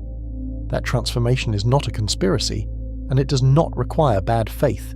It is a predictable outcome of limited data, high interest, and institutional messaging that must speak to non-specialists. The more exciting the result, the more pressure there is to simplify it. NASA's words matter because NASA is both a scientific institution and a public storyteller. The agency has to translate technical uncertainty into language that can be heard, and translation always risks losing boundaries. The line between evidence and inference can blur, especially when the visuals are so compelling. A dark streak on a slope is a powerful piece of rhetoric. Behind the scenes, the technical community keeps asking narrower questions, because narrow questions are how uncertainty shrinks. How robust are the chrism detections across different observations, and do they repeat at the same sites? Are the absorption bands strong enough, and are they consistent in shape and depth? Spectroscopy is unforgiving, and small artifacts can masquerade as minerals. Are the detections uniquely tied to active streaks, or do they appear in nearby inactive terrain with similar geology? Do they appear only when streaks are present, or also when slopes are quiet? Those comparisons decide whether chemistry tracks activity or merely geography. The difference is subtle, but it is the difference between process and coincidence. Another doubt sits in the physics of brine formation itself, which is less forgiving than the headline suggests. Deliquescence requires sufficient humidity at the surface, at least locally and at least temporarily. Mars has water vapor, but the near-surface environment is often extremely dry, especially during the day. The very sunlight that warms the slope can also dry the air. Humidity on Mars also behaves differently than many people expect because temperature swings are extreme. At night, cold air can raise relative humidity even when absolute vapor is low, and frost can form in thin films. During the day, warming can drop relative humidity sharply, shutting the door on deliquescence. The window may open when the streaks are hardest to observe. Even if brines form, they may be too cold and too viscous to flow as imagined.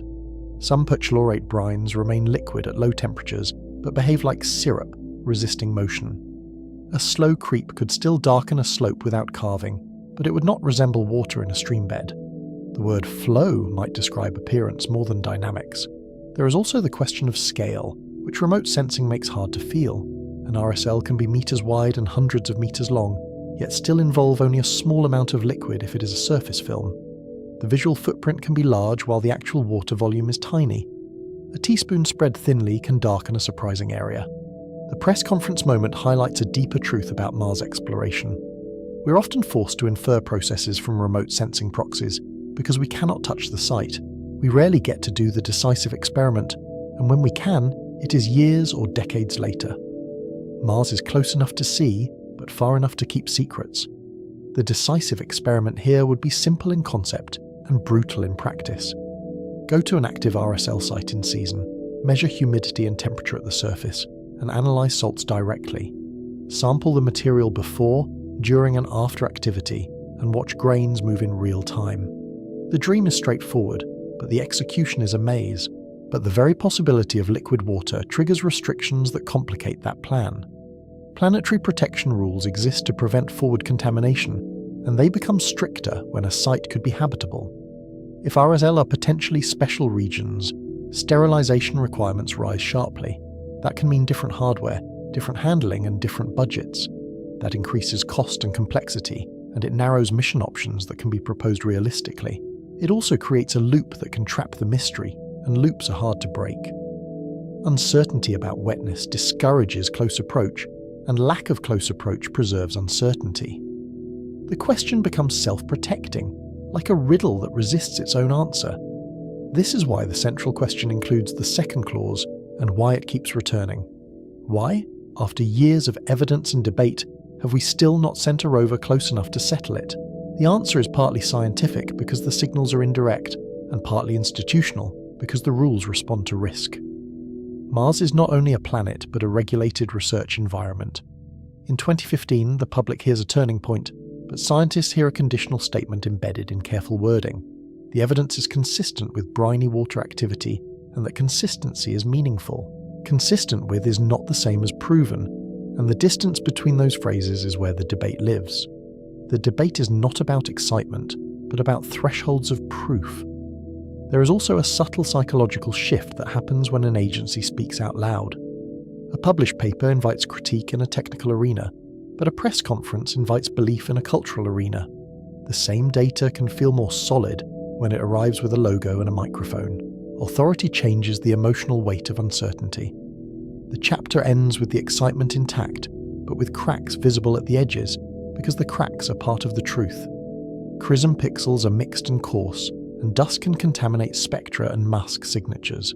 Hydrated salts can be pre-existing rather than freshly formed, and warm season correlation can point to dry physics as well as wet chemistry.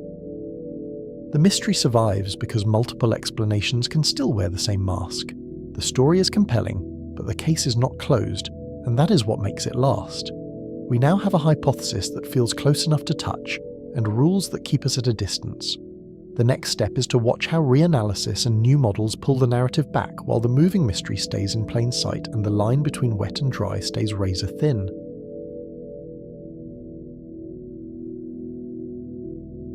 The case returns to the slopes, but Mars itself takes the witness stand, silent, ancient and unforgiving. Every claim about liquid has to survive a hostile cross-examination by physics, because on this planet the rules are written into air pressure and sunlight. The camera can linger on a scarred crater wall, yet the real drama is invisible, molecules deciding whether to cling together or fly apart. Start with the climate reality check, because Mars sets the terms before any theory speaks. The atmosphere is thin, mostly carbon dioxide, and it carries heat poorly compared with Earth's heavier, wetter air. With so little mass overhead, the air cannot store much warmth, so it fails as a thermal blanket. Day and night swing hard, so surfaces can warm briefly under direct sun, and then crash into bitter cold after sunset. Pressure hovers near water's triple point, meaning the boundary between ice, liquid, and vapour sits uncomfortably close to the ground. In plain terms, liquid water is not relaxed in open air here.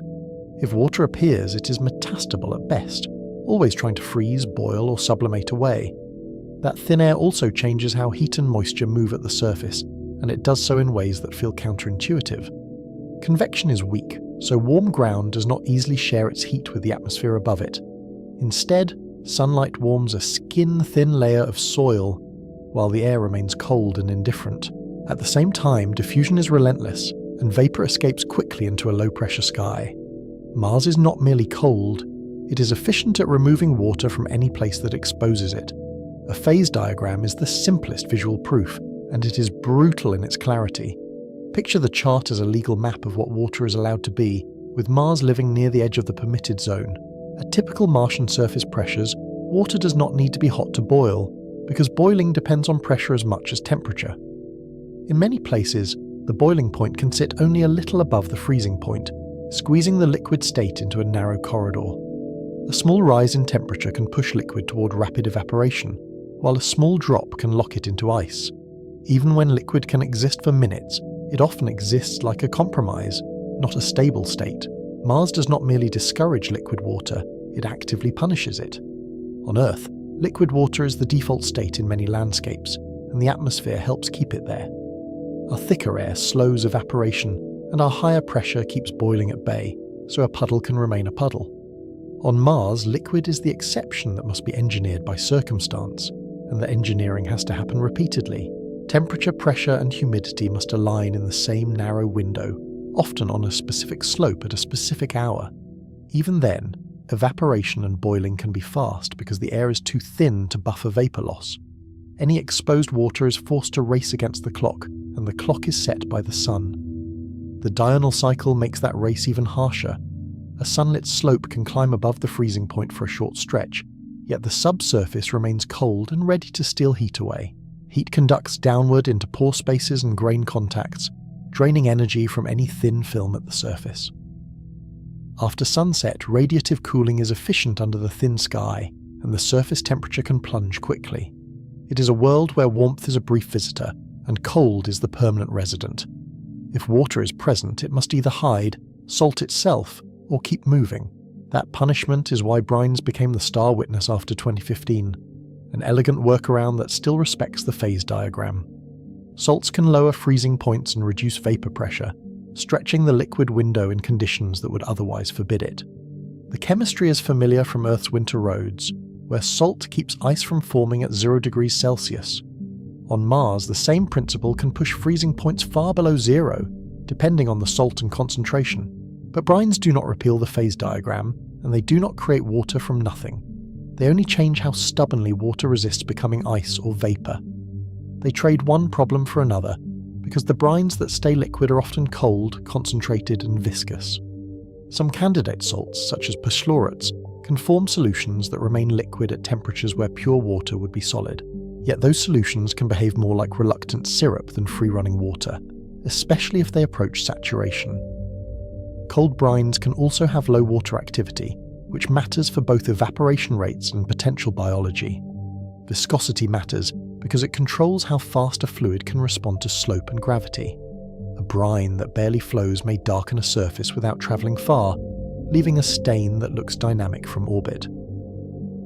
There is also the issue of how brines interact with soil. A small amount of liquid can wet grains and change their cohesion, making regolith behave differently without producing obvious rivulets. Capillary forces can pull liquid into tiny pore spaces, hiding it from cameras while still changing friction at grain contacts. In that sense, brines can operate as a subtle trigger rather than a dramatic stream. But subtlety cuts both ways, because subtle liquids are harder to detect and easier to mistake for dry motion. The witness is clever, but the courtroom demands more than cleverness.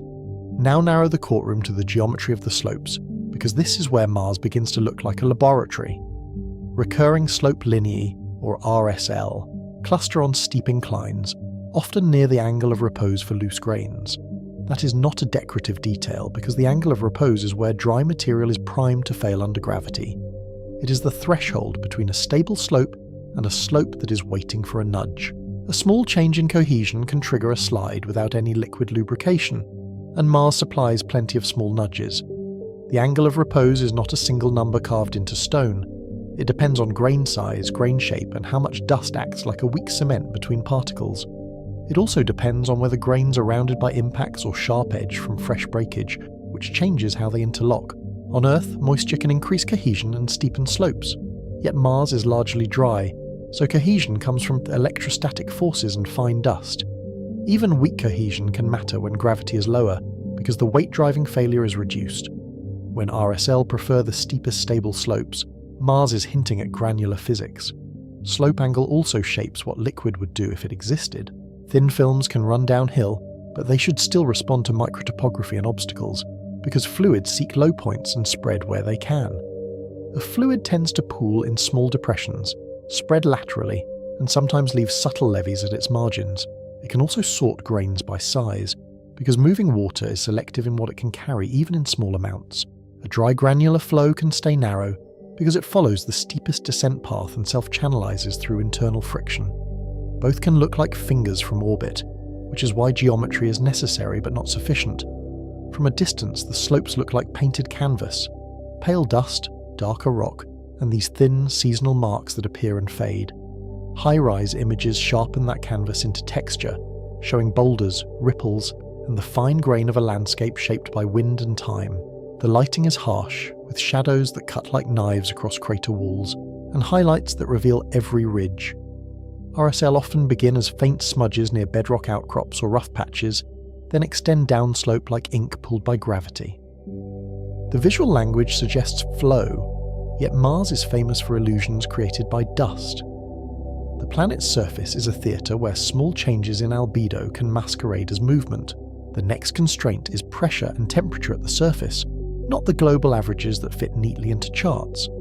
Mars is a planet of microclimates, especially on steep walls where sunlight strikes at an angle.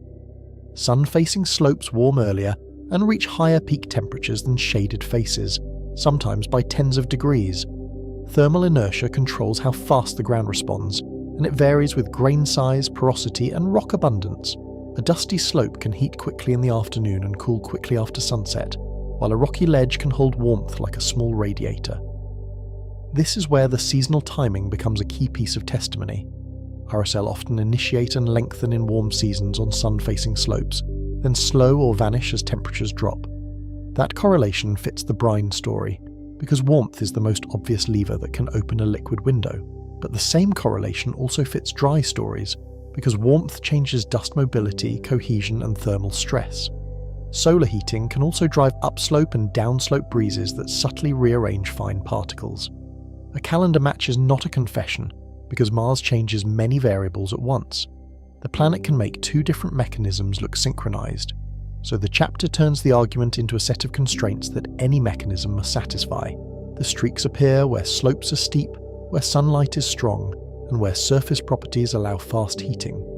They fade when conditions shift, and they recur in the same locations over multiple Mars years, as if the landscape remembers.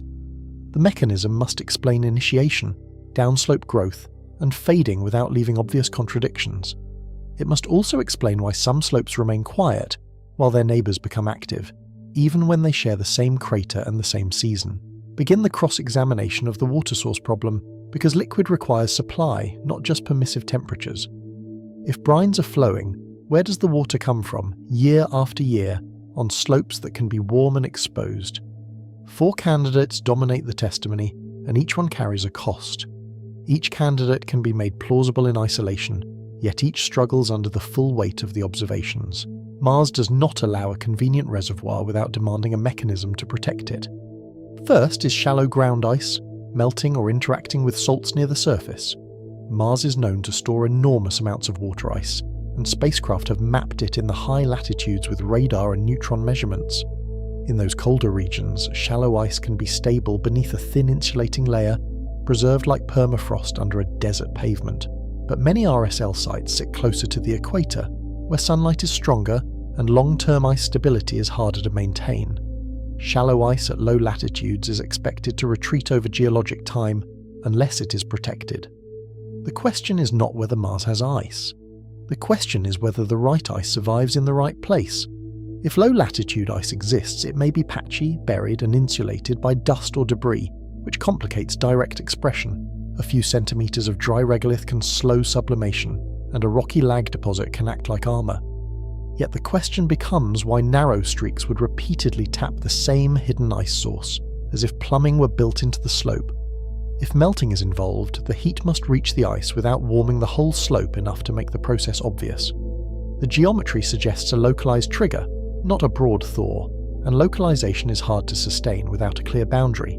There is also the energy budget problem, which is easy to overlook in a dramatic story about melting. To melt ice, you must supply latent heat, and that energy has to come from sunlight or conduction. On a steep slope, the sun can provide bursts of heating, but the subsurface remains a cold sink. A small melt could occur at a grain boundary or in a salty pocket, yet producing enough liquid to lengthen a streak by tens of meters is a higher bar. The physics does not forbid it, but it demands careful accounting, down to where the heat goes minute by minute. Second is atmospheric humidity feeding deliquescence in hygroscopic salts. The mechanism is chemically elegant, because it can create brine without visible melting, pulling water vapor directly from the air. Certain salts can absorb moisture until they dissolve into a liquid solution, and perchlorates are often cited because they are both hygroscopic and capable of depressing freezing points. In a laboratory, deliquescence can be demonstrated cleanly, with a dry salt slowly turning glossy as it drinks vapor. On Mars, the air is thin, and the vapor supply is limited, which changes the scale of what is possible. The same chemistry works, but the available water is rationed. Mars's near-surface air is extremely dry during the day, especially on warm, sun-facing slopes where RSL tend to be active. Relative humidity can rise at night when temperatures drop, because cold air holds less water vapor before reaching saturation. That creates a narrow window where deliquescence could occur, possibly in the pre-dawn hours. Yet RSL activity is associated with warm seasons and warm slopes, when daytime conditions are harsh for water stability. Deliquescence windows may open when HiRISE cannot easily catch the peak, and they may close before any significant flow can occur. The planet may be doing its chemistry while the cameras are elsewhere. Even if deliquescence happens, the amount of liquid produced may be small. Salts can form thin films along grain surfaces, altering friction and cohesion without creating a visible stream. That subtlety could match the lack of channels, yet it raises a new question. If the liquid is mostly microscopic, how does it produce macroscopic streaks that lengthen over weeks? The theory can work, but it must bridge the gap between chemistry at the grain scale and patterns visible from orbit. It must also explain why the streaks follow gravity so faithfully if the liquid never truly runs. Third is a deeper subsurface aquifer, seeping upward through fractures. That idea carries dramatic implications because it suggests present-day groundwater activity and a more dynamic hydrologic system than the climate seems to allow. Historically, Mars has invited this kind of speculation because ancient valley networks and lake basins testify to a wetter past. Those landscapes were mapped long before RSL were named, and they set a powerful expectation that water once shaped everything. But today's Mars is colder and drier, and near-surface liquid is difficult to sustain for long. A modern aquifer would likely need to be deep, pressurized, and insulated. The aquifer idea faces steep evidence requirements. Sustained aquifers near the surface are difficult under current climate, and seepage should leave persistent mineral deposits as dissolved salts precipitate. It should also produce more consistent point sources, like springs, rather than diffuse initiation along broad slope sections. If an aquifer feeds RSL, it must do so without leaving the kinds of seep signatures we expect, such as obvious fans or bright evaporate crusts. The absence of those signatures is not a verdict, but it is a hard question. Mars can hide small deposits under dust, yet repeated activity should eventually leave a trace. Fourth is transient melting of frost or thin snow deposits. Water frost can form under some conditions, especially in colder seasons or shaded microenvironments. Thin films can appear briefly when sunlight returns, and the idea is tempting because it provides a direct water source without deep plumbing. But melting requires both heat and enough water mass to matter, and the pressure still fights liquid stability. A frost layer can also sublimate directly to vapor, skipping the liquid phase entirely. Under many Martian conditions, sublimation is the path of least resistance, and it can remove a frost layer without ever giving liquid a chance. CO2 frost cycles complicate the picture further, because carbon dioxide can condense and sublimate seasonally, reshaping surfaces without involving water. CO2 frost can cement grains temporarily, then release them as it sublimates, potentially triggering small avalanches. In some settings, CO2-driven processes can create gullies and flows that look fluid-like from orbit, and that resemblance is part of the problem. Any melting scenario must show why the timing and locations match RSL better than dry seasonal processes. Otherwise, the water story becomes a narrative looking for a stage.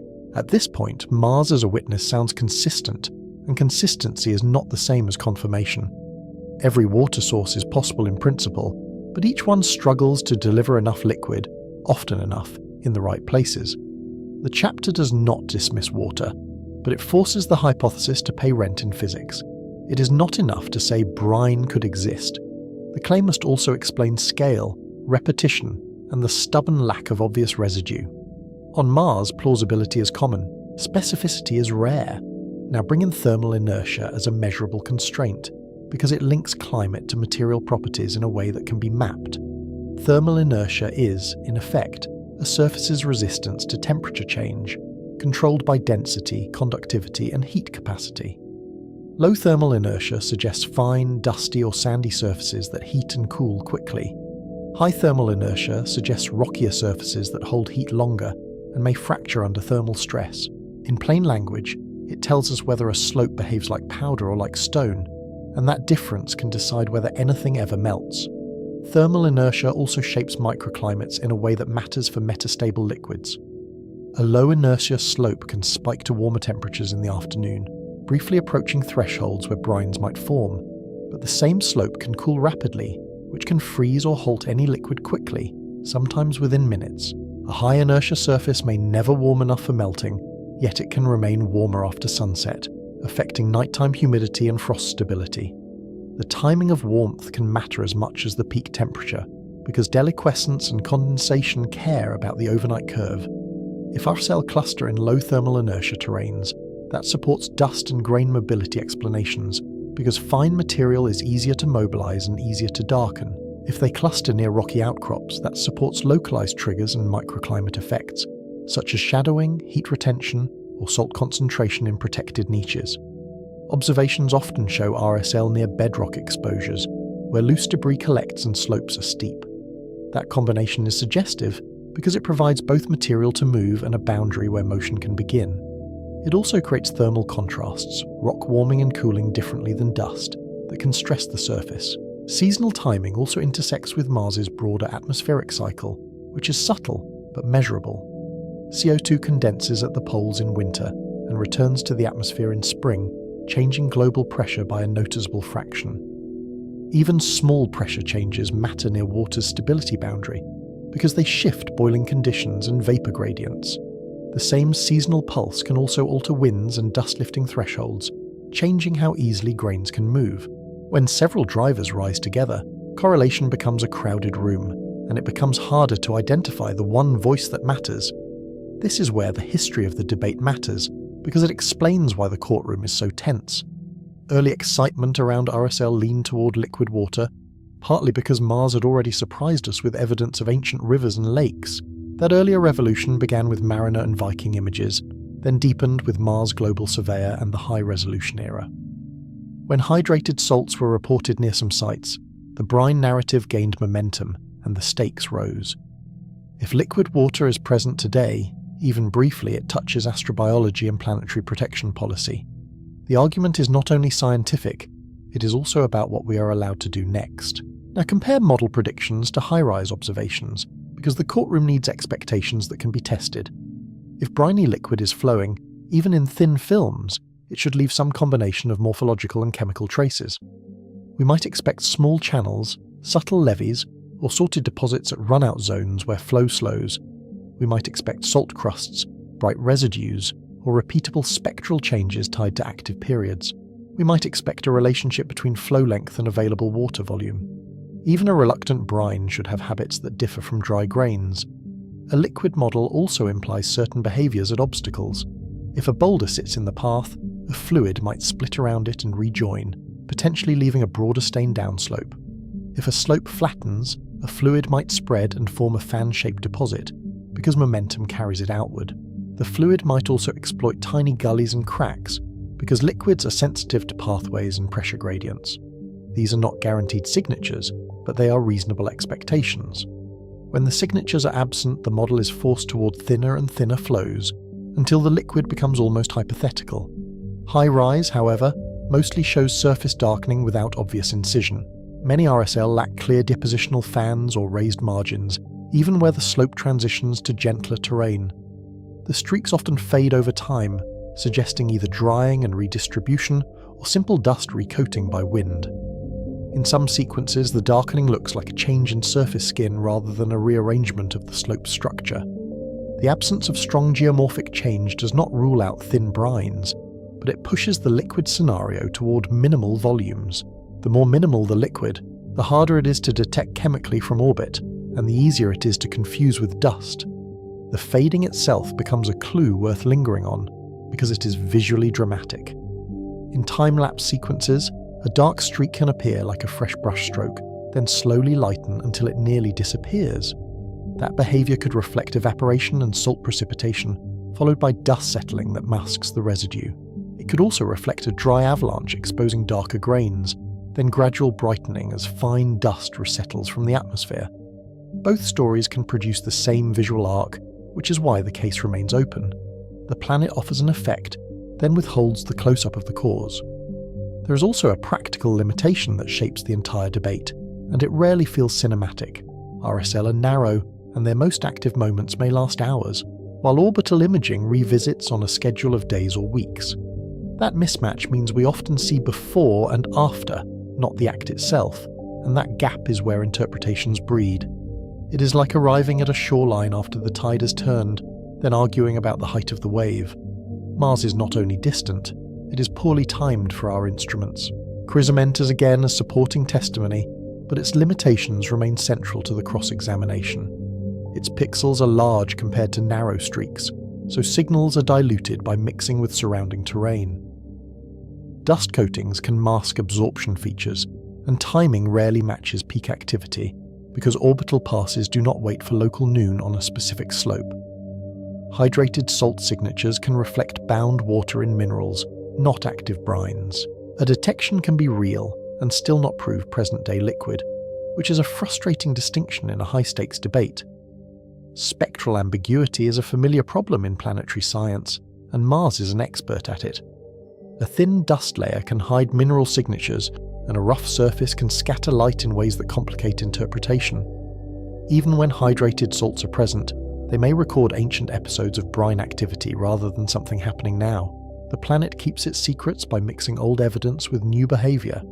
The instruments see patterns, but the patterns do not always reveal the cause, and that gap is where arguments grow. So the chapter frames the key mismatch between what a brine model predicts and what the instruments reliably show. The models can produce short-lived liquid under microclimates, but they often require conditions that are narrow and hard to verify.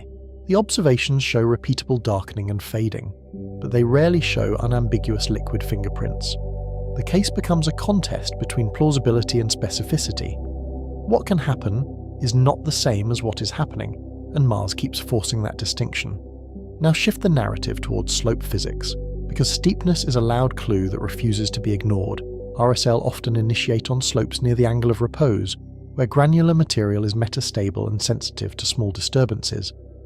A slight trigger can produce a dry flow that behaves fluid-like at the surface, because grains can collectively move as a thin sheet. Granular flows can be fast, narrow, and self-channelizing, leaving dark tracks by exposing darker substrate beneath brighter dust. They can also fade as dust settles back, recreating the seasonal vanish, and they can do it without leaving chemical fingerprints. Granular physics can sound abstract until you picture it in motion. Imagine a thin veneer of bright dust resting on darker sand, held in place by weak cohesion. A disturbance breaks that cohesion, and a shallow layer begins to slide, accelerating as it entrains more grains. Individual grains do not need to be wet to behave collectively like a fluid, because collisions and friction can transmit motion through the layer. From orbit, the moving front may be invisible, yet the aftermath is a darker path that looks like a wet stain. The landscape records the motion as contrast, not as a carved channel. In lower Martian gravity, that moving layer can behave in subtly different ways than it would on Earth. Grains fall more slowly, collisions are gentler, and a thin flow can remain lofted and mobile longer than intuition suggests. At the same time, the air offers little drag, so dust kicked up by motion does not billow like smoke. Instead, it settles quietly, leaving the camera with a clean, sharp scar of contrast. The physics is still ordinary, the setting makes it look uncanny. The key is that dry processes can mimic wet behaviour in remote imagery, especially when the camera sees only the surface skin. A thin avalanche can lengthen downslope in increments that look like flow fronts, because failures can occur in stages. It can branch around obstacles and stop where slope angle decreases, matching the way many RSL terminate. It can recur in the same places if those places are repeatedly near failure, perhaps because dust accumulates there each year. The movement is real, but the moving phase is grains, not liquid, and that difference is easy to miss from orbit. Then ask what could trigger seasonal granular motion without water, because the timing still needs an engine. Thermal stress can fracture grains and weaken crusts during warm seasons, especially where rocks expand by day and contract by night. Over time, that cycling can produce fresh debris and destabilize mantles, making slopes more sensitive. Small changes in atmospheric density and wind regime can mobilize dust and destabilize surface layers, even if winds are not at their absolute peak. Frost cycles can cement grains and then release them during sublimation, creating a seasonal switch in cohesion. What looks like a wet season could be a season of mechanical weakening. Even electrostatic effects and dust cohesion changes have been proposed, because Mars is dry, dusty, and frequently charged by frictional contact. Fine grains can cling together or to surfaces in ways that depend on humidity and temperature, and those dependencies can be non-linear. A tiny change in the near-surface environment can alter how easily dust lifts or settles, which can affect slope stability. These ideas can sound speculative, yet they are rooted in real physics of granular materials. Mars invites them because its environment is extreme and unfamiliar, and because small forces can matter when conditions are already near failure. This alternative storyline does not need a water source, which is its strongest advantage in a hostile phase diagram. It also naturally explains why steep slopes matter so much, because gravity is doing the heavy lifting. It explains why the features can be narrow and repeatable without carving channels, because the flows are shallow and leave little structural change. It explains why fading can occur without leaving chemical residues, because dust can recoat the surface like a slow snowfall. It turns the mystery from hydrology into granular mechanics under Martian seasons, and it does so without asking Mars to violate its own climate rules. But the chapter keeps the tone exploratory, because dry explanations also carry burdens that cannot be waved away. They must explain why activity clusters in warm seasons rather than during peak wind events, which often occur during dust storm seasons. They must explain why some slopes remain inactive despite similar angles, aspects, and apparent materials, as if a hidden variable is deciding the outcome. They must explain the apparent incremental growth patterns seen in time series, which can look like progressive flow rather than a single collapse. A dry model must be predictive, not merely permissive, or it becomes another story that fits after the fact. This is where the story becomes almost philosophical, because it asks what counts as evidence when the planet is far away. A dark streak is a fact, but its cause is an inference. An inference is vulnerable to expectation. A seasonal pattern is a clue, but it can be shared by multiple mechanisms, each with its own invisible steps. The same image can support two competing narratives, depending on which constraints you emphasize. Mars fights back by offering just enough ambiguity to keep the debate alive, and by placing the decisive moment in a narrow window between observations. So the chapter ends by reframing the central question in a stricter way. What is actually moving on Mars in these recurring slope streaks, and why have we still not sent a rover close enough to settle it? The answer is trapped between physics that resists liquid and imagery that suggests motion. Mars forces every mechanism into narrow, hard-to-measure windows, then hides the decisive moment between orbital passes. The planet is not lying, it is simply difficult, and difficulty is a kind of defense. Transition to the next chapter by tightening the dilemma, because the consequences depend on what the streaks truly are. If the movement is brine, the sites become potential special regions, and access becomes restricted to avoid contamination. If the movement is dry grains, the urgency shifts toward in situ confirmation and better monitoring, because the hazard is scientific uncertainty, not biology.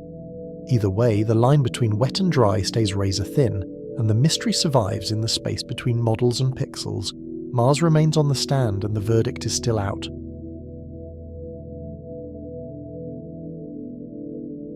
After 2015, the story does not collapse in public. It reverses quietly in papers, workshops, and cautious rechecks of old pixels. The reversal is not a single announcement, and it is not a scandal. It is a slow change in emphasis, visible first in methods sections, then in cautious wording, and only later in the headlines that stop promising flowing water. The central question stays fixed. What is actually moving on Mars in these recurring slope streaks? And why, after years of evidence and debate, have we still not sent a rover close enough to settle it? From orbit, the streaks still look alive. They appear on steep crater walls like fresh brushstrokes. They lengthen downslope as seasons turn, and then they fade until the slope seems untouched again. In wide shots, the walls look like layered paper cut by gullies and scallops that catch the light.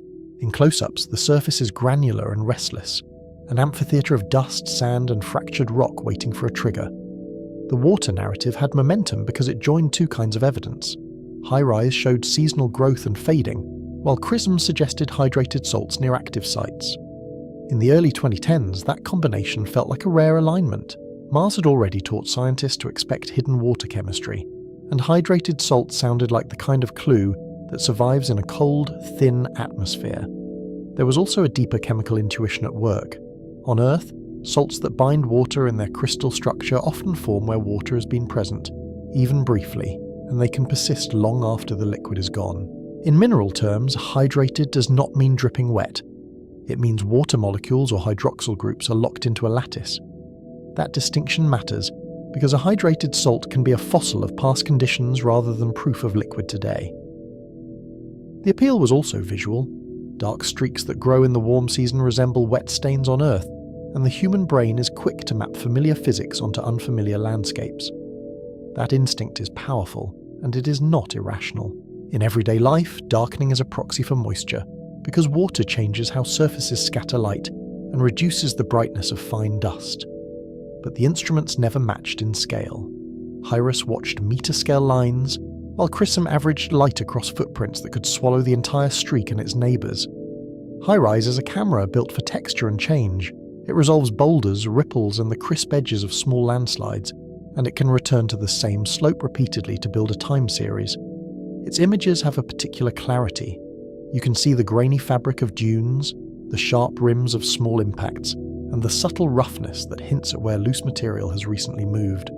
CRISM is different by design.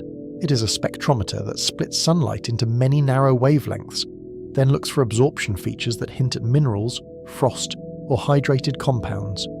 Spectroscopy is a kind of remote chemistry. Instead of touching the surface, it reads the fingerprint left when minerals absorb specific wavelengths, and it translates tiny dips in reflected light into a plausible list of materials. Those dips are not dramatic in raw form. They can be a few % change in reflectance, small enough that calibration, dust haze, and geometry can tilt an interpretation.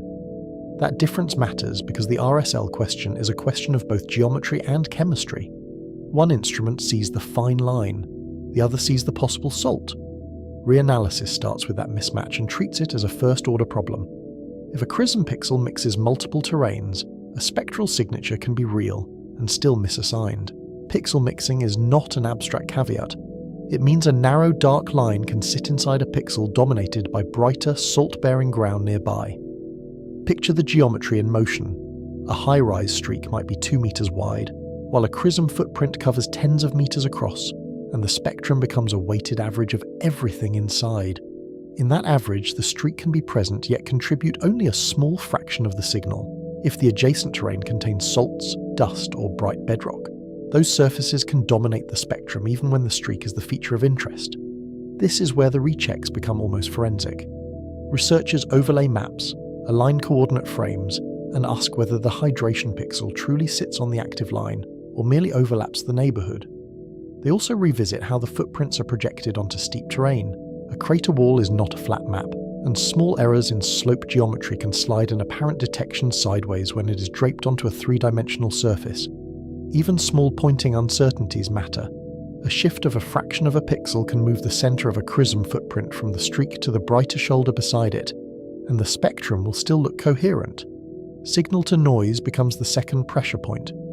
Hydration bands are subtle. Small calibration differences, dust coatings, and viewing geometry can push a marginal detection over the line. Chrism searches for particular absorption features, including those associated with water bound in crystal structures. Those features can be shallow, and they can be distorted by grain size, surface roughness, or a thin veil of dust that changes how light scatters. Even the angle of the sun matters. On a steep slope, the illumination can change dramatically between observations, and the same mineral surface can look spectrally different when shadows and scattering geometry shift. Mars is also an unforgiving laboratory for spectroscopy. The atmosphere contains dust and CO2. The illumination angle changes with season, and the surface is often a mixture of materials rather than a clean outcrop. Teams revisit the 2015 detections with stricter thresholds and more comparisons. They ask whether the hydrated signature repeats at the same place, the same season, and the same slope. A robust seasonal brine story would predict consistency. If liquid activity recurs, the strongest hydration should track the active streak, and it should peak when the streak is most active. So researchers build controls. They compare active slopes to inactive slopes nearby. They test different atmospheric corrections, and they look for the same spectral shape across multiple observations. They also ask a quieter question about statistics. How often do similar hydration signatures appear in places with no streaks at all? And what does that baseline say about false positives near the detection limit? In many cases, the answer is uncomfortable. The strongest hydration signals often align better with adjacent terrain than with the active streak itself. Sometimes the hydration sits upslope of the streak where bright bedrock is exposed. Sometimes it sits beside the streak where dust has been stripped by wind and the surface is simply different. Those neighbouring surfaces can be geologically distinct. A small patch of exposed bedrock or an old salt-rich deposit can sit right next to a streak and dominate the mixed pixel without any seasonal change. Some detections persist when the streak is absent. Some vanish when the streak is present. The chemistry starts to look like geology and dust exposure, not a seasonal liquid pulse. That pattern is especially hard to ignore because it reverses the expected logic. If the salts are produced or concentrated by brines, why would the signal remain when the streak is gone, or disappear when the streak returns? One explanation is mundane but powerful. The spectral signature might belong to a stable patch of salt-bearing regolith that happens to sit near the streak, and the streak's seasonal darkness is a separate process altogether. Another possibility is that the streak changes texture without changing chemistry. If grains are rearranged or dust is removed, the surface can darken, while the underlying mineral signature stays dominated by the surrounding terrain. That does not mean the 2015 team fabricated anything. It means the data were near the limit of what chrism could resolve, and the interpretation carried the weight. In planetary science, that kind of interpretive risk is common. You work with sparse revisits, imperfect geometry, and an environment that cannot be sampled directly, and you build the best story that fits the evidence. The shift is gradual, because scientists are trained to avoid overcorrection. If water is possible in microclimates, you do not discard it because one dataset is messy. Mars has earned that caution. The planet has surprised researchers with buried ice at mid-latitudes, with ancient river deltas preserved like fossils, and with salts that hint at long-lived water in the deep past. Those discoveries form a backdrop of expectation. When Mars has repeatedly revealed water's fingerprints in ancient terrain, it is tempting to assume the modern surface might still host rare, transient echoes. Still, the burden of proof changes. The question becomes whether brines are required, or whether dry physics explains more sites with fewer special assumptions. A brine model must answer several constraints at once. It must explain where the water comes from, how it persists in low pressure, and why it appears on steep slopes without carving clear channels. It must also respect the phase diagram. On Mars, pressure is often near the triple point of water, so liquid can be fleeting unless salts lower the freezing point and slow evaporation. Even then, the thermodynamics are unforgiving. Evaporation cools the surface, cooling encourages freezing, and a thin film can vanish before it travels far, unless the microclimate is unusually sheltered. A dry model, by contrast, can begin with what Mars has in abundance. It has dust, it has sand, it has steep slopes near failure, and it has daily temperature swings that stress materials in repeatable ways. HiRISE time series becomes the anchor because it is the clearest record of change. Year after year, the same slopes darken, lengthen, and then fade back toward the background. The imagery is stark and almost clinical. A pale slope in early season becomes traced by narrow, dark fingers, and later the fingers soften until they blend into the surrounding tone. In some sequences, the contrast is so sharp it looks freshly inked. Then, frame by frame, the ink seems to dry and disappear, as if the planet is erasing its own handwriting. But when researchers compare many sequences, patterns emerge that look less like wetting and more like surface cleaning. Some streaks behave like dust removal events. The change often begins at a single point. That point can be a rough patch, a small outcrop, a boulder field, or a subtle break in slope where loose material collects. At those initiation points, the surface looks slightly disturbed even before the streak forms. Tiny shadows and roughness suggest a place where grains can catch, pile up, and then release when the balance tips. They begin at a point source near a rough patch or outcrop. They widen downslope. They stop abruptly where slope angle drops, then gradually lighten as dust resettles. That arc is not just a narrative convenience. It is a pattern that matches how granular material fails when a thin surface layer loses stability and slides as a sheet. That start, widen, stop, fade arc is a classic granular signature. It resembles thin avalanches and dust mantle failures more than it resembles seepage. On Earth, a seep tends to follow fractures, to branch into channels, or to leave deposits where the flow slows. On Mars, many RSL leave no such architecture, only a temporary change in brightness. Some sites show incremental growth that once felt like a liquid front. Reanalysis suggests stage slope failures can mimic that cadence, especially when imaging cadence misses the actual motion. A slope can fail in pulses. One small slip can expose darker material, then a later slip can extend the exposed zone, and the camera, returning weeks later, records a smooth progression that never actually occurred smoothly. A key detail is what HiRISE does not show. Many RSL lack channels, levees, or obvious depositional fans. The surface looks altered in albedo, not carved in relief. HiRISE is sensitive to shadows and microtopography. If a flow cut a channel or built a levee even a few centimeters high, repeated imaging might reveal subtle relief through changing illumination. Instead, the streaks often look like a thin skin has been changed. The boundary can be sharp when fresh, then diffuse as dust returns, as if the surface is being cleaned and then repainted by the atmosphere. The dry hypothesis treats that absence as expected. A thin layer of grains can move without cutting into the substrate, especially if the movement is shallow and sheet-like. Think of a dust mantle as a fragile coating. If it fails, it can slide a short distance, and the underlying surface, darker sand, basaltic grains, or rough rock, becomes visible without any deep excavation. Dry flow mechanics begins with the angle of repose. RSL prefer slopes near the steepest stable angle for loose grains. That is where tiny disturbances can trigger failure. The angle of repose is a simple idea with deep consequences. For a given grain size and shape, there is a slope angle at which friction barely holds the material in place, and beyond which it collapses.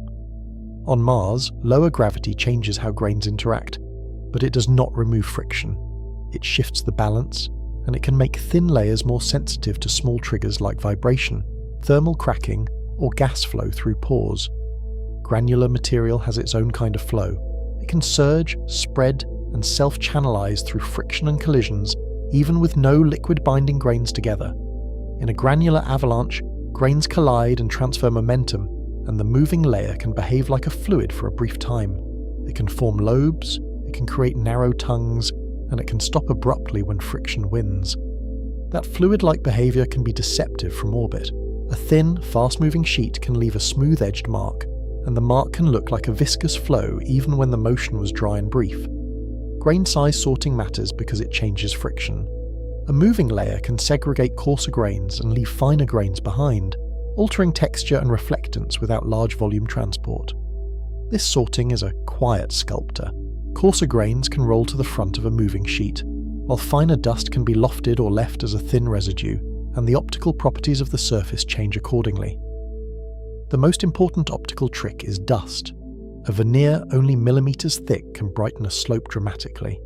Removing that veneer exposes darker sand or rock and creates a streak. Mars dust is not just dirt. It is fine, electrostatically active and easily moved by wind, and it can settle into a uniform coating that hides the true colour of the ground beneath. That means dramatic change does not require dramatic motion. A small mass of grains sliding a short distance can produce a long, dark mark if it strips dust along the path.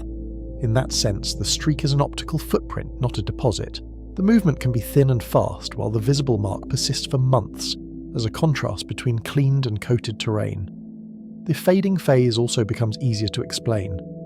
Mars is dusty. Fine particles settle out of the atmosphere and recoat disturbed surfaces, slowly restoring the original brightness. Dustfall is not constant and it is not uniform. It depends on local winds, on regional storms, and on the seasonal circulation that lifts dust into the sky and then lets it settle again. In this view, RSL are not painted by water. They are revealed by dust removal, then erased by dust return. The dry model also explains abrupt terminations. When slope angle decreases below a threshold, granular motion stops quickly. A liquid would tend to spread or pool, even if thin. That abrupt stop is one of the most persuasive visual cues. The streak can end at a contour line where the slope relaxes, as if an invisible switch has been flipped from motion to rest. Researchers test these ideas against statistics across many sites. They look at slope angles, aspects, thermal inertia, and proximity to bedrock, then ask which mechanism predicts the distribution. Slope angle is a first discriminator. If RSL prefer the steeper slopes, that supports granular failure, while a liquid might be expected to follow pathways that are not strictly tied to the angle of repose. Aspect matters too because it controls sunlight. A sun-facing slope warms more during the day, cools differently at night, and experiences different frost and wind patterns than a shaded wall across the crater. Thermal inertia adds another clue. Surfaces that heat and cool quickly tend to be dusty or fine-grained, while surfaces with higher thermal inertia tend to be rockier or more consolidated, and RSL often favour the former. In many locations, dry triggers fit better. RSL cluster where dust mantles are unstable. They appear where roughness or outcrops can initiate a failure. That clustering hints at a mechanical origin. A small outcrop can act as a stress concentrator, a place where grains accumulate and then release, and the resulting streak traces the path of least resistance downslope. This is where the story becomes more mysterious, not less. If the mechanism is dry, why does it track warm seasons so reliably? The seasonal rhythm is the heartbeat of the phenomenon. It is the reason RSL were taken seriously as an active process, and it is the reason the water story felt so natural at first. Warm season does not mean liquid friendly. It means strong daily temperature swings, active winds, and changing atmospheric pressure as Mars breathes CO2 in and out of the polar caps. Mars breathes because its atmosphere is partly seasonal frost. In winter, CO2 freezes onto the poles, lowering global pressure, and in spring it sublimates back, raising pressure again. Those pressure changes alter wind patterns and dust-lifting thresholds. They also change how gases move through porous soil, which matters if gas flow can reduce friction or disturb grains on steep slopes. Seasonal triggers can be dry and still be seasonal. Wind regimes shift, dust availability changes, and thermal stresses build and release in predictable windows. Even without any liquid, a warm season can be a season of instability. Strong sunlight drives large temperature gradients, and those gradients can crack crusts, loosen cemented dust, and prime slopes for failure. Thermal stress is subtle but relentless. Rock and soil expand during the day and contract at night, and on a steep wall that cycling can slowly weaken bonds between grains. Frost enters as a quiet accomplice. Even on warm slopes, overnight temperatures can drop enough for thin frost to form in sheltered microclimates. This is one of the counterintuitive truths of Mars. A slope can be warm enough at midday to discourage stable ice, yet cold enough before dawn to allow a transient frost film, especially in shaded pockets and rough terrain. That frost can be CO2 frost, H2O frost, or a mix depending on latitude and local conditions. It can temporarily cement grains, then destabilize them during sublimation. A frost layer can act like a weak glue. It binds grains for a few hours, changes contact forces, and then, when sunlight arrives, turns directly to gas, leaving a loosened, disturbed surface behind. A frost cycle can create a switch. At night, grains lock together. After sunrise, sublimation weakens contacts and can trigger a small avalanche on a slope already near failure. The timing is crucial. The trigger may happen in a narrow window after dawn, when the frost is vanishing fastest and when the surface is transitioning from rigid to loose. This helps reconcile the warm season correlation with the dry process. The season sets the background energy and humidity cycle. The daily frost pulse provides the immediate trigger. In other words, warm season may describe the envelope, not the mechanism. The envelope is when frost cycles, winds, and thermal stresses align often enough to produce repeated failures. CO2 processes also matter because they can move material without water. Sublimating CO2 can generate gas flow through pores, reduce friction, and mobilize grains on steep slopes. Gas moving through a porous layer can act like a lubricant. It can slightly lift grains, reduce effective normal force, and allow a thin sheet to slide where it otherwise would remain stable. The key is that warm is an average label. Microclimates on steep walls can host frost at dawn and still reach high temperatures by afternoon. A crater wall is not a uniform plane. It has alcoves, spurs, shadowed notches, and rough blocks that create tiny climates measured in meters, not kilometers. That nuance changes how the 2015 narrative is read. A warm season streak does not require liquid water. It requires a repeatable destabilization cycle. The cycle can be mechanical and atmospheric at once. Dust settles, frost briefly cements, sublimation destabilizes, and gravity does the rest, leaving behind a darkened track that looks, from orbit, like a wet stain. Then comes the hardest definitional problem. What does moving mean when the camera mostly sees darkness? The word flow carries baggage. It implies continuity, viscosity, and a front that advances, while the data often show only a change in albedo that persists after motion has ended. A fluid front would imply a continuous wetting boundary that advances. A granular avalanche implies a brief physical motion of grains, followed by a static darkened surface. A dust cleaning event can be real change with minimal transport. The surface can darken because bright dust is removed, not because dark material is deposited. These are three different physical stories, yet they can produce similar images. A darkening line is a blunt clue, and the interpretation depends on what else the instruments can or cannot see. HiRISE often cannot capture the motion itself. It captures the before and after. The moving phase may last minutes, while the orbital revisit is days or weeks. That mismatch in timescales is a trap. A process that is violent and brief can look gradual if it is sampled sparsely, and a process that is truly gradual can look sudden if it happens between two images. So the documentary must hold two truths at once. The phenomenon is real change. The mechanism can be dry even when the pattern looks like a stain. The reality of change is not in doubt. The slopes brighten and darken in repeatable places, and the marks appear and disappear with a rhythm that is difficult to dismiss as noise or artifact. This is where narrative tension sharpens. The streaks looked like water because humans read darkening as wetness, and because the seasonal rhythm mirrors familiar hydrology. On Earth, darkening on a slope often means moisture. It means rain, seepage, melting snow, or groundwater emerging, and those associations are deeply wired into how we interpret landscapes. The scientific community also had reasons to lean wet early. Mars has a long history of water surprises. Hydrated salts sounded like a chemical key that fit the lock. There is also a historical echo. For decades, Mars research has swung between dry and wet interpretations, from early canal fantasies to Vikings' cold deserts, then to the flood-carved channels revealed by modern imaging. That pendulum matters because it shapes expectations. Each generation inherits a set of cautionary tales about over-interpreting images, and yet each generation also hopes to be the one that catches Mars in the act. Institutional incentives mattered without anyone planning them. Water is compelling. Water raises astrobiology stakes. Water attracts attention and funding, and it shapes mission narratives. A claim about liquid water on modern Mars changes the stakes of exploration. It affects how agencies justify missions, how the public imagines habitability, and how scientists prioritize scarce observing time. Planetary protection amplified the effect. If RSL might be wet, they might be special regions. If they might be special regions, rovers must keep their distance. That policy is not a footnote. It is a practical constraint that can shape landing site selection, traverse planning, and the willingness to approach a slope that might, in the worst case, host environments friendly to Earth microbes. That loop rewarded caution in operations and boldness in headlines. The more the water story spread, the harder it became to test it directly. A rover cannot simply drive into a steep, potentially sensitive slope without a long chain of approvals and risk assessments. Meanwhile, the orbiters keep watching from afar, building a record that grows richer but never fully decisive.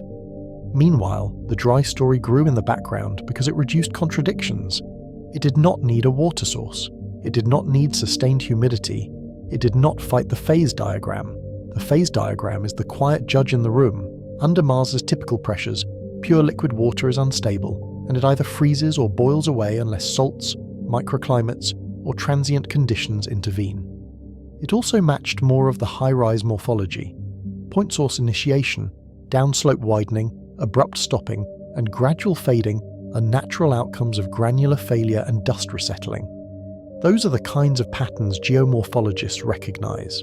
They are patterns that arise when gravity acts on loose material near the threshold of stability, and when the atmosphere supplies dust that can hide or reveal the result. The community does not flip overnight. Papers hedge. Language shifts from brines as the default to brines as one possibility among several. You can see the shift in verbs and adjectives. Consistent with replaces evidence for, and may indicate replaces suggests, as if the field is carefully lowering its voice. Some sites may still involve salts and transient liquid films. The quiet reversal is not a total acquittal of water. It is a rebalancing of probabilities. Salts are still part of the environment. They can attract water vapor, they can change freezing points, and they can exist as stable minerals regardless of whether any liquid is currently present. That matters because salts can complicate the optics. A salt-rich patch can look bright. It can hold dust differently, and it can create spectral hints of hydration even when the surface is effectively dry. The emerging consensus becomes pragmatic. Many RSL are likely dry granular flows or dust removal events. A smaller subset might involve brines under rare microclimates. That is not a retreat from curiosity. It is an adjustment to what the data most consistently support, and it is a reminder that Mars can be active without being wet. That conclusion is less cinematic than flowing water, but it is more consistent with the full dataset. It explains why chemistry is inconsistent and why morphology rarely shows fluid signatures. It also reframes the emotional arc. The planet is not offering an easy, liquid answer, yet it is still offering a living surface, one that responds to seasons with motion that is subtle, fast, and hard to catch. It also changes what a future mission must measure. If the key process is granular, you need grain-scale monitoring, dust flux measurements, and frost detection at dawn.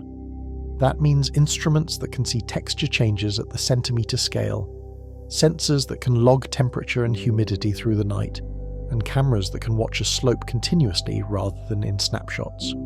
If the key process is brine, you need humidity, temperature, and direct salt chemistry during the active window. Either way, the decisive experiment still requires proximity. A rover would need to arrive at the right season, at the right time of day, and with the right safety margin. It would need to watch for the trigger, not just the aftermath, because the trigger may be brief and easily missed. So the central question returns with sharper edges. What is actually moving on Mars in these recurring slope streaks? And why, after years of evidence and debate, have we still not sent a rover close enough to settle it? The answer now feels like a standoff between physics and policy. Dry processes lower the biological risk, but they also lower the urgency in the public mind. If the streaks are only dust, some will ask why it matters. Yet dust on Mars is not trivial, because dust is the medium through which the atmosphere and surface exchange energy, and it shapes the planet's climate. Dust also shapes engineering reality. It coats solar panels, changes thermal properties, and influences atmospheric opacity. So understanding dust motion is not only geology, it is survival for machines. Yet the mystery remains because the slopes keep changing on schedule. Something wakes up every warm season, creeps downhill, then vanishes as if it was never there. What kind of process leaves a mark so clear, yet leaves so little structure behind? What kind of motion can be both seasonal and fleeting, both predictable and elusive, as if Mars is performing an experiment we can only observe from the balcony? The quiet reversal does not end the story, it reframes it. On Mars, the line between wet and dry is razor thin, and our instruments can make that line look thicker than it is. A single pixel can hold a world of ambiguity. A single spectral dip can be a mineral, a dust coating, or a calibration edge, and the interpretation can change the way an entire planet is discussed. Transition. With water receding from the center of the explanation, the next question becomes operational. If the risk is lower, what still keeps us from going closer? Transition. And if we finally approach, what will we discover about how a planet can move sand like a liquid and still fool a world watching from orbit?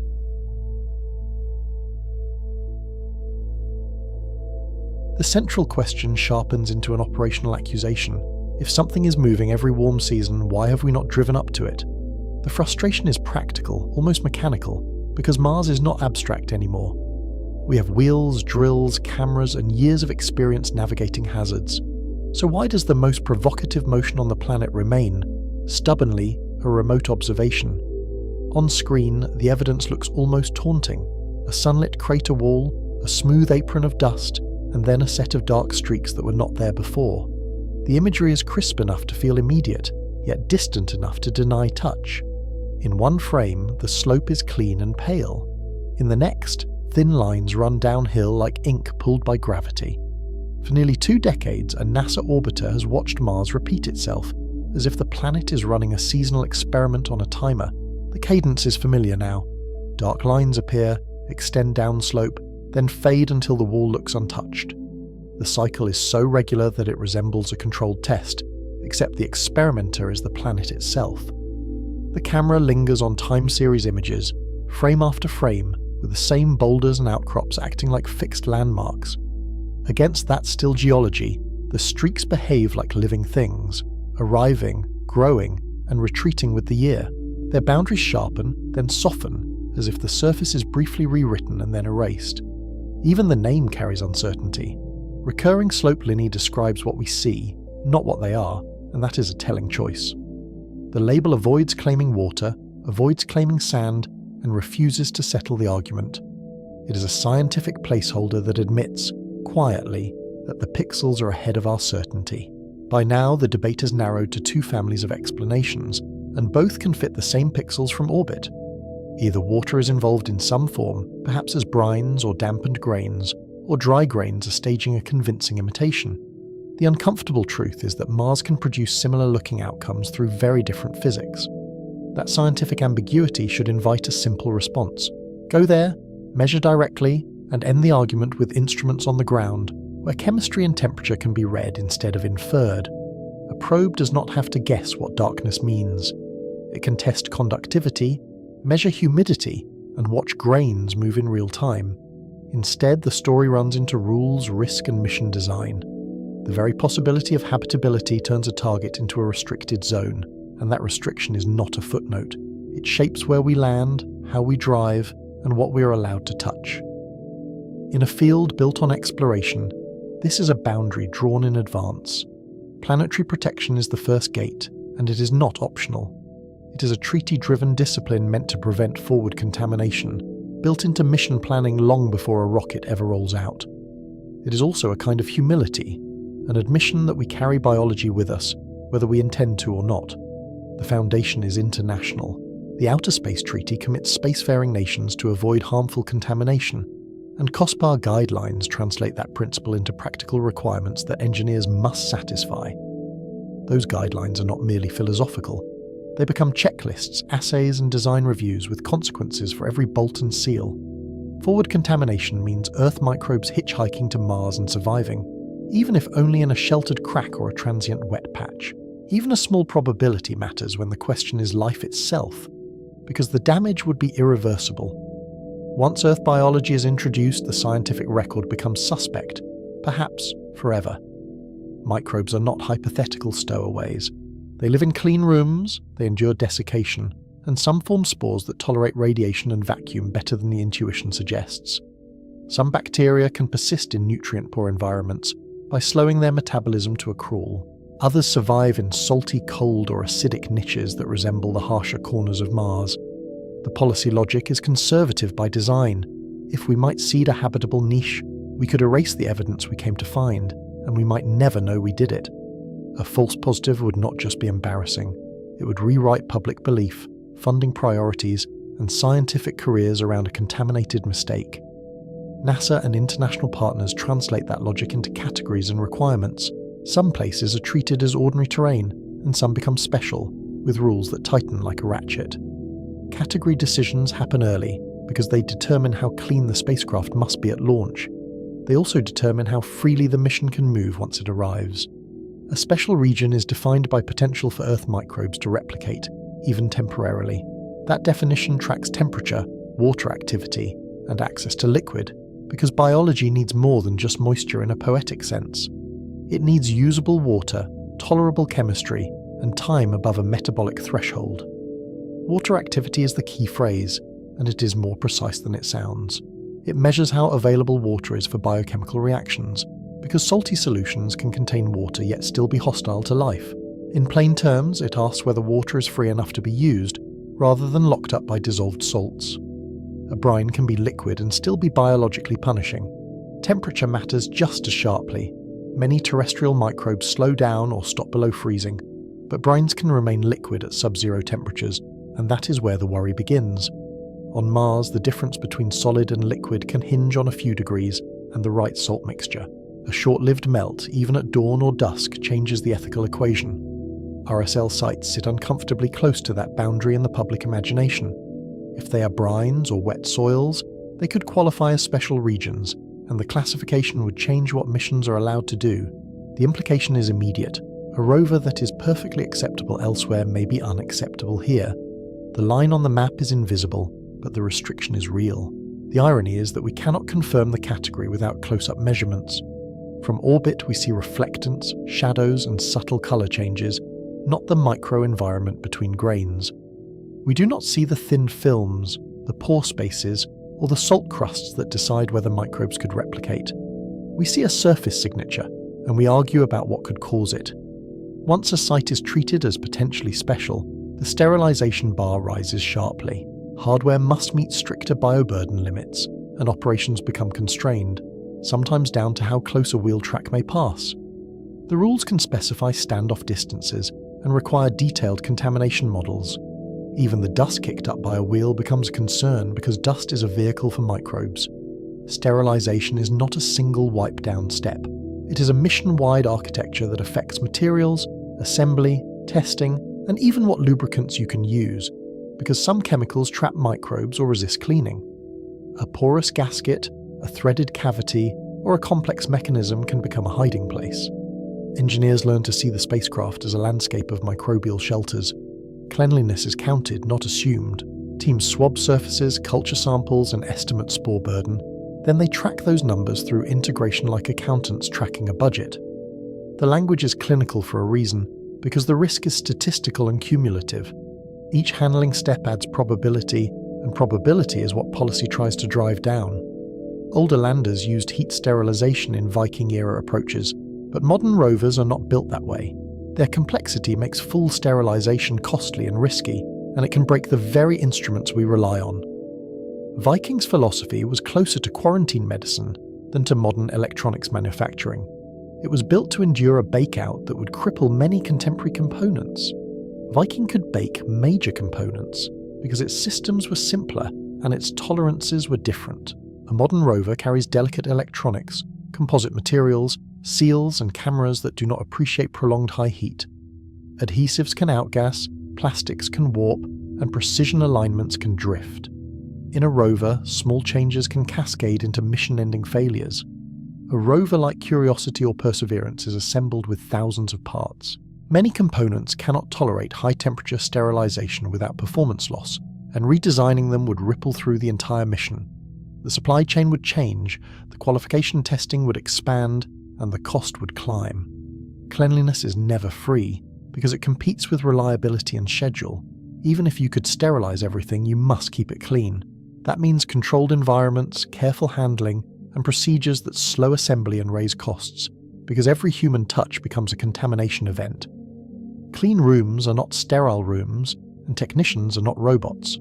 The paradox is that building a spacecraft requires people, and people are ecosystems. So policy turns into a practical outcome.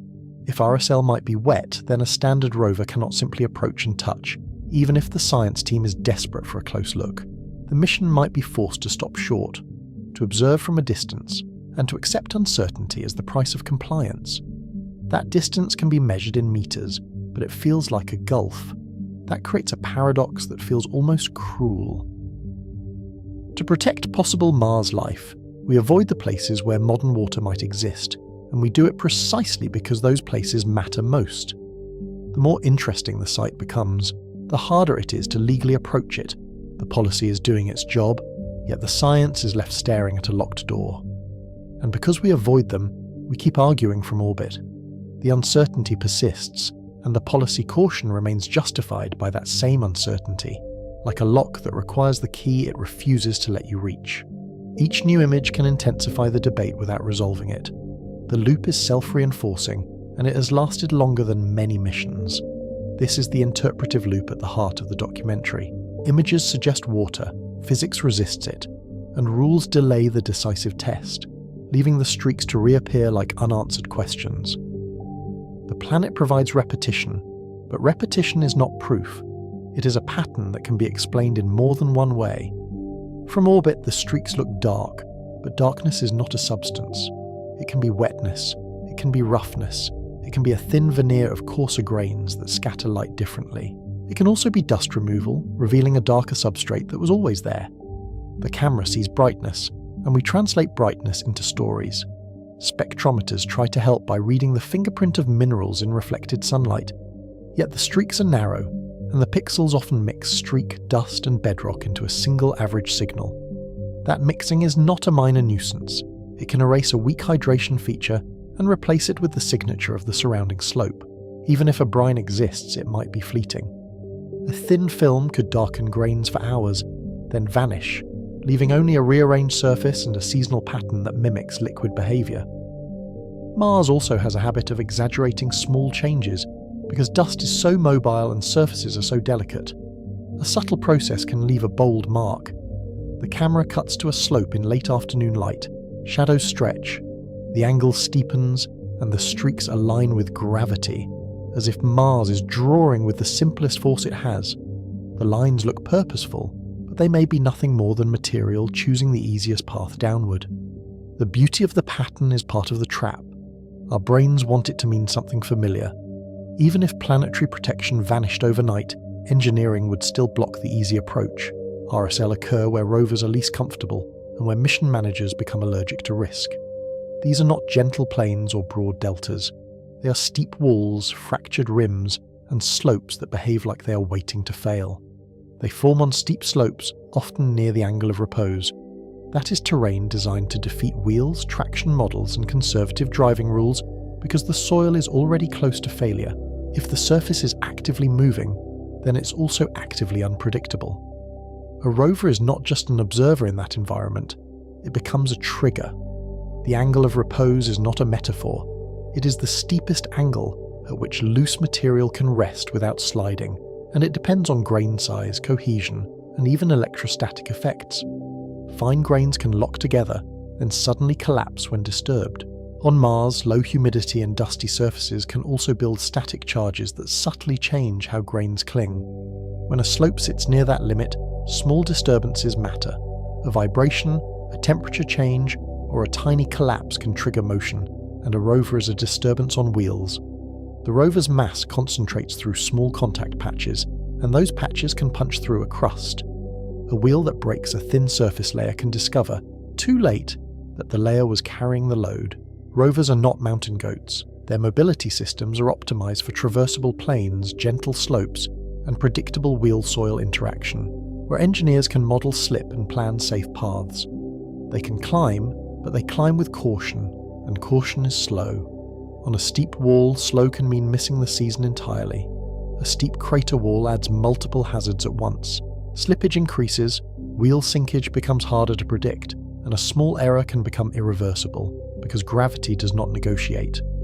The rover's centre of mass becomes a constant concern.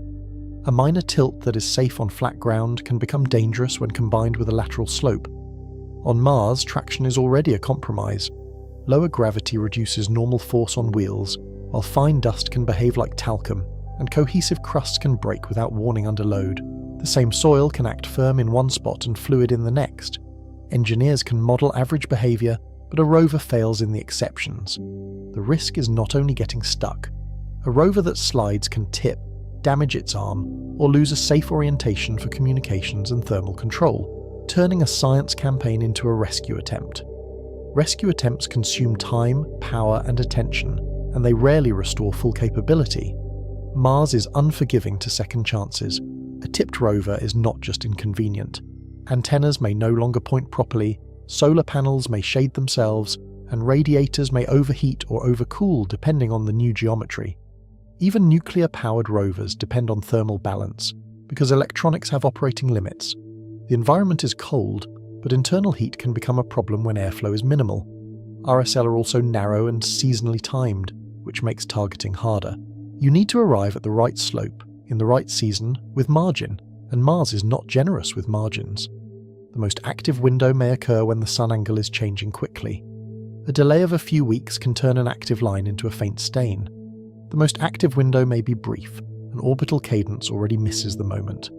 A rover would need persistent monitoring to catch the trigger, because the onset could happen between planning cycles. Many rover operations are planned a day at a time with limited ability to improvise. Mars is far enough away that spontaneity becomes a luxury. Communication adds another constraint. Steep walls can block line of sight to orbiters, reducing data return and limiting real-time safety checks, which is when the team most wants eyes on the rover. A rover can drive into a communications shadow without noticing. When contact is lost, the mission must wait, and waiting can be costly. Mars rovers do not have continuous contact. They relay through orbiters in scheduled passes, and a blocked pass can mean a lost day, which is costly when the season is slipping away. A lost day is also a lost opportunity for imaging, because light and temperature conditions change. The mission can miss the very moment it came to see. Power and thermal constraints tighten on slopes.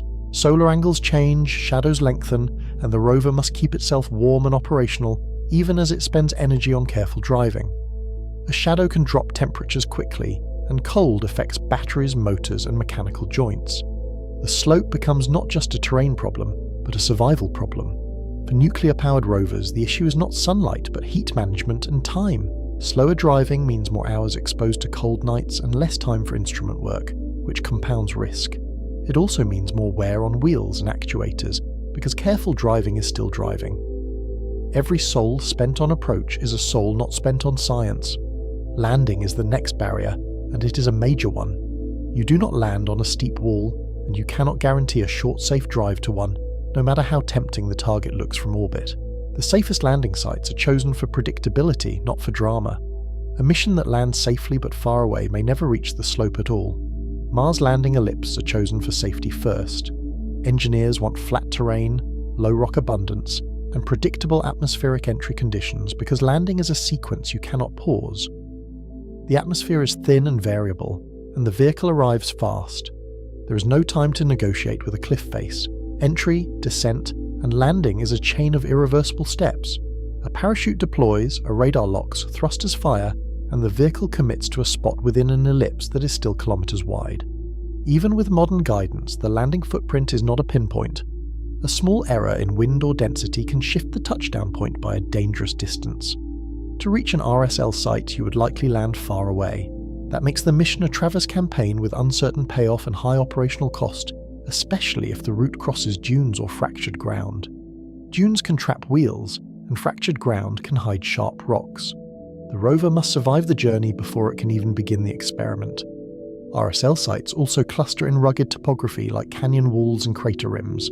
Those regions complicate entry, descent, and landing, and they complicate navigation because every meter can hide a wheel-breaking rock. The rover's hazard cameras can see only so far, and dust can soften contrast. The terrain demands constant vigilance, and vigilance consumes time. The camera pulls back to reveal scale.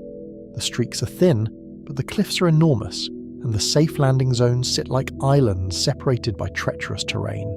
From this distance, the lineae look like scratches. Up close, the cliff is a landscape of ledges, talus, and shadows that swallow perspective. So the question becomes political as well as technical. Who will fund a mission designed around a steep, potentially restricted target, when safer options promise clearer returns? The funding process rewards confidence, because confidence translates into deliverables. A mission that might never reach its target is a difficult promise to sell.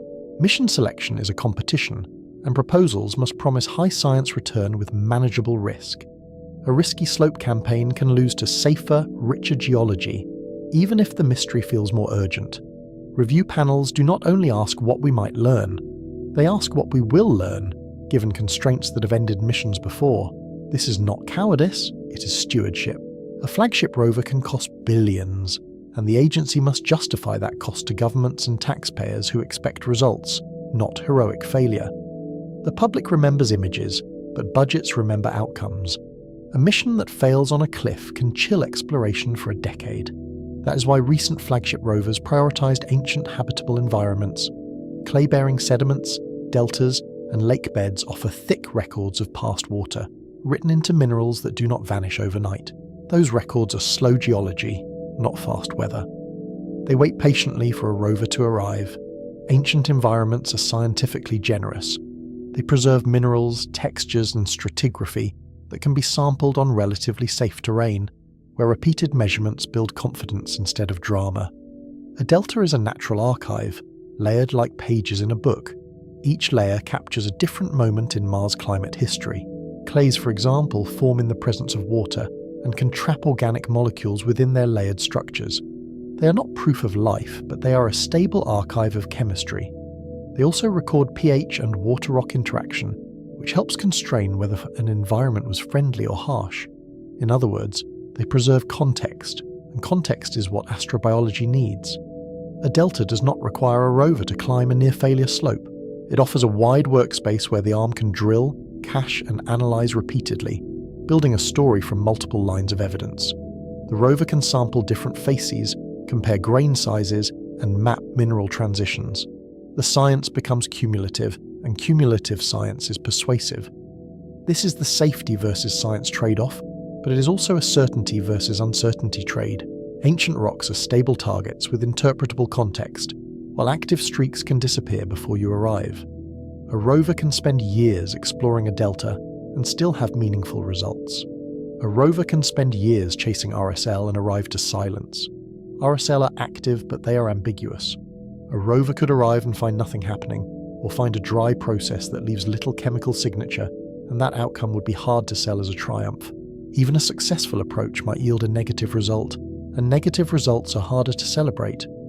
Yet negative results can still be decisive if they are measured properly. In mission politics, ambiguity is expensive.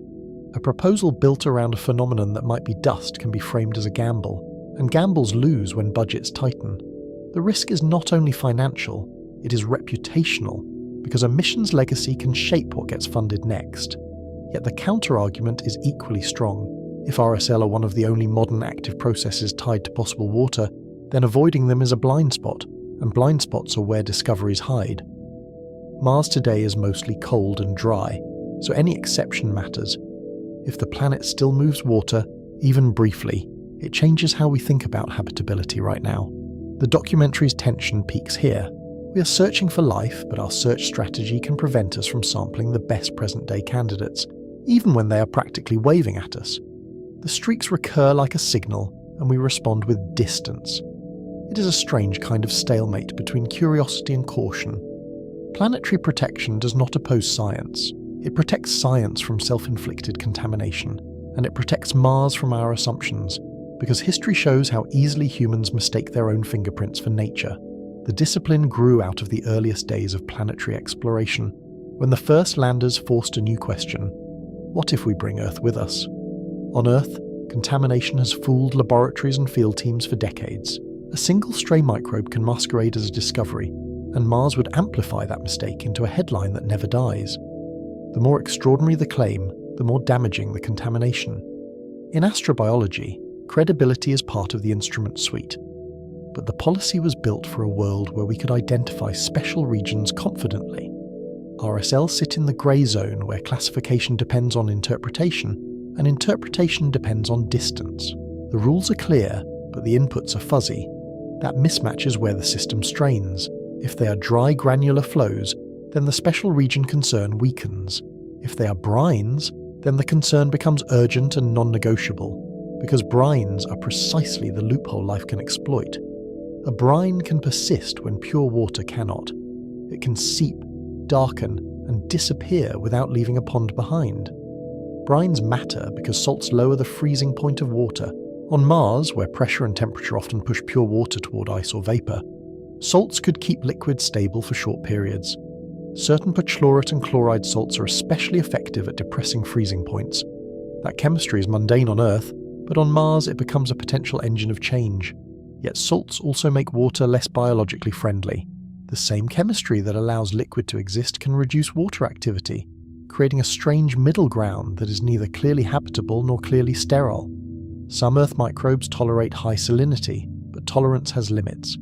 The question becomes not only whether liquid exists, but whether it is usable. So we wait for orbiters to settle what orbiters cannot fully settle. We ask spectroscopy to do the job of a scoop, a thermometer, and a microscope, even though those are fundamentally different kinds of evidence. We also ask models to substitute for measurements, and models can disagree depending on assumptions. The result is a debate that is rigorous, yet unresolved. This is where the cost of certainty becomes visible. To be sure we do not contaminate Mars, we demand evidence that requires going there, and we cannot go there without first being sure. The logic is circular, but the stakes make it hard to break. The planet is distant, and distance magnifies caution. The result is a stalemate that looks like caution and feels like paralysis. The mystery keeps moving, and we keep watching from above, adding new images to an argument that never closes. Each season adds data, and each season also adds impatience. How many repetitions does it take before we admit that repetition alone is not enough? There are also operational rules that reflect hard lessons. Rover teams are trained to avoid irreversible hazards because a single mistake can end a mission, and Mars does not offer repair crews. The culture is shaped by past failures and near misses. Every team carries a memory of wheels dug in, of slopes misjudged, of commands that arrived too late. A steep slope is not just a scientific target, it is a risk to the entire investment, and risk is managed by conservative driving constraints, written into software and into human culture. Autonomy helps, but autonomy is bounded by safety thresholds. When the rover senses too much tilt or slip, it stops, because stopping is how it survives. Teams plan drives with limited daily distance, careful imaging, and frequent stops to reassess. On steep ground, that cautious rhythm becomes even slower, and the season can pass while you inch forward. The rover can spend sols taking hazard images and performing slip checks. Meanwhile, the streaks may be appearing and fading above, just out of reach. Even a sterilized rover would still face the slope problem. A mission can be clean and still be unable to reach the linear safely, because cleanliness does not improve traction. Sterilization solves one gate, not the other. The documentary's mystery remains, because the planet's geometry is a barrier as real as policy. So the path forward is not a single solution. It is a set of possible pathways that trade cost, risk, and contamination control differently, each one a different answer to the same stubborn loop. Each pathway also implies a different philosophy of exploration. Do we prioritize contact or do we prioritize caution? And how much do we pay for either? One pathway is a sterilized lander designed for special regions from the start. It would accept higher cleanliness costs to earn access, and it would treat contamination control as a primary system requirement. Instead of retrofitting cleanliness onto a complex rover, the mission would build cleanliness into the bones. That choice would shape everything, from materials to mechanisms. That approach would change the hardware choices early. Materials, seals, and assembly would be selected for sterilization compatibility, and subsystems would be simplified where complexity adds microbial hiding places. Designers would avoid deep crevices and hard-to-clean joints. They would also plan for verification, because policy demands proof, not promises. It would also change the science plan. Instead of a long traverse, the mission would focus on a small area with continuous monitoring, watching the slope like a field station watches a tide. The goal would be timing as much as location. If activity happens at certain temperatures or humidity levels, the lander would be there to catch it. A stationary platform could carry a Mars camera for time-lapse, a meteorology package for humidity and temperature, and a small arm or scoop designed for minimal disturbance. It could measure ground temperature through a diurnal cycle, not just at a single moment. It could watch frost form and vanish, and correlate that with any darkening on the slope. It could also monitor wind, because wind can both trigger motion and erase traces. The visual shifts to a compact lander perched at the base of a wall. Above it, the slope catches morning light, and the lander waits through seasons, patient in a way rovers rarely can be. Dust devils pass in the distance, and the cliff face changes subtly with the sun. The scene feels quiet, but the data stream is relentless. Another pathway is aerial scouting using helicopter-class vehicles. An aerial platform can approach steep walls without risking wheels and tipping, and it can choose vantage points that a rover cannot reach. It can hover, translate sideways, and look straight down, turning cliffs into maps. It can also revisit the same line at different times of day, when temperature and shadow reveal texture. A helicopter can image at centimeter scales, map active streaks in real time, and choose safe spots for contact measurements, turning a distant suggestion into a navigable map. It can also scout routes for a rover that must remain on safer ground. In that role, the aircraft becomes a forward observer. It reduces uncertainty before the rover commits.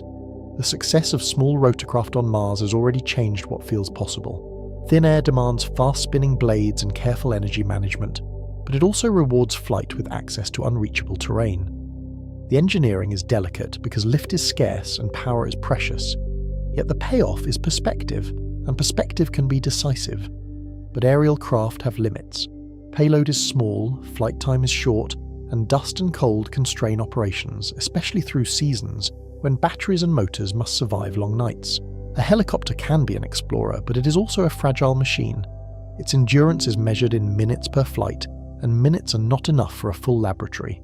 A helicopter can scout, but it cannot easily carry a full laboratory.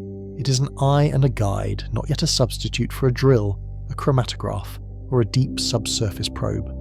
It can tell us where to look and when to look. It can also tell us what not to risk, which is its own kind of scientific value. A third pathway is a tethered climber or rappelling robot. A rover could remain on safe ground while a tethered instrument descends the slope, keeping the main vehicle out of the hazard zone. The rover becomes an anchor, a power source, and a communications hub. The instrument becomes the daring part and the mission becomes modular.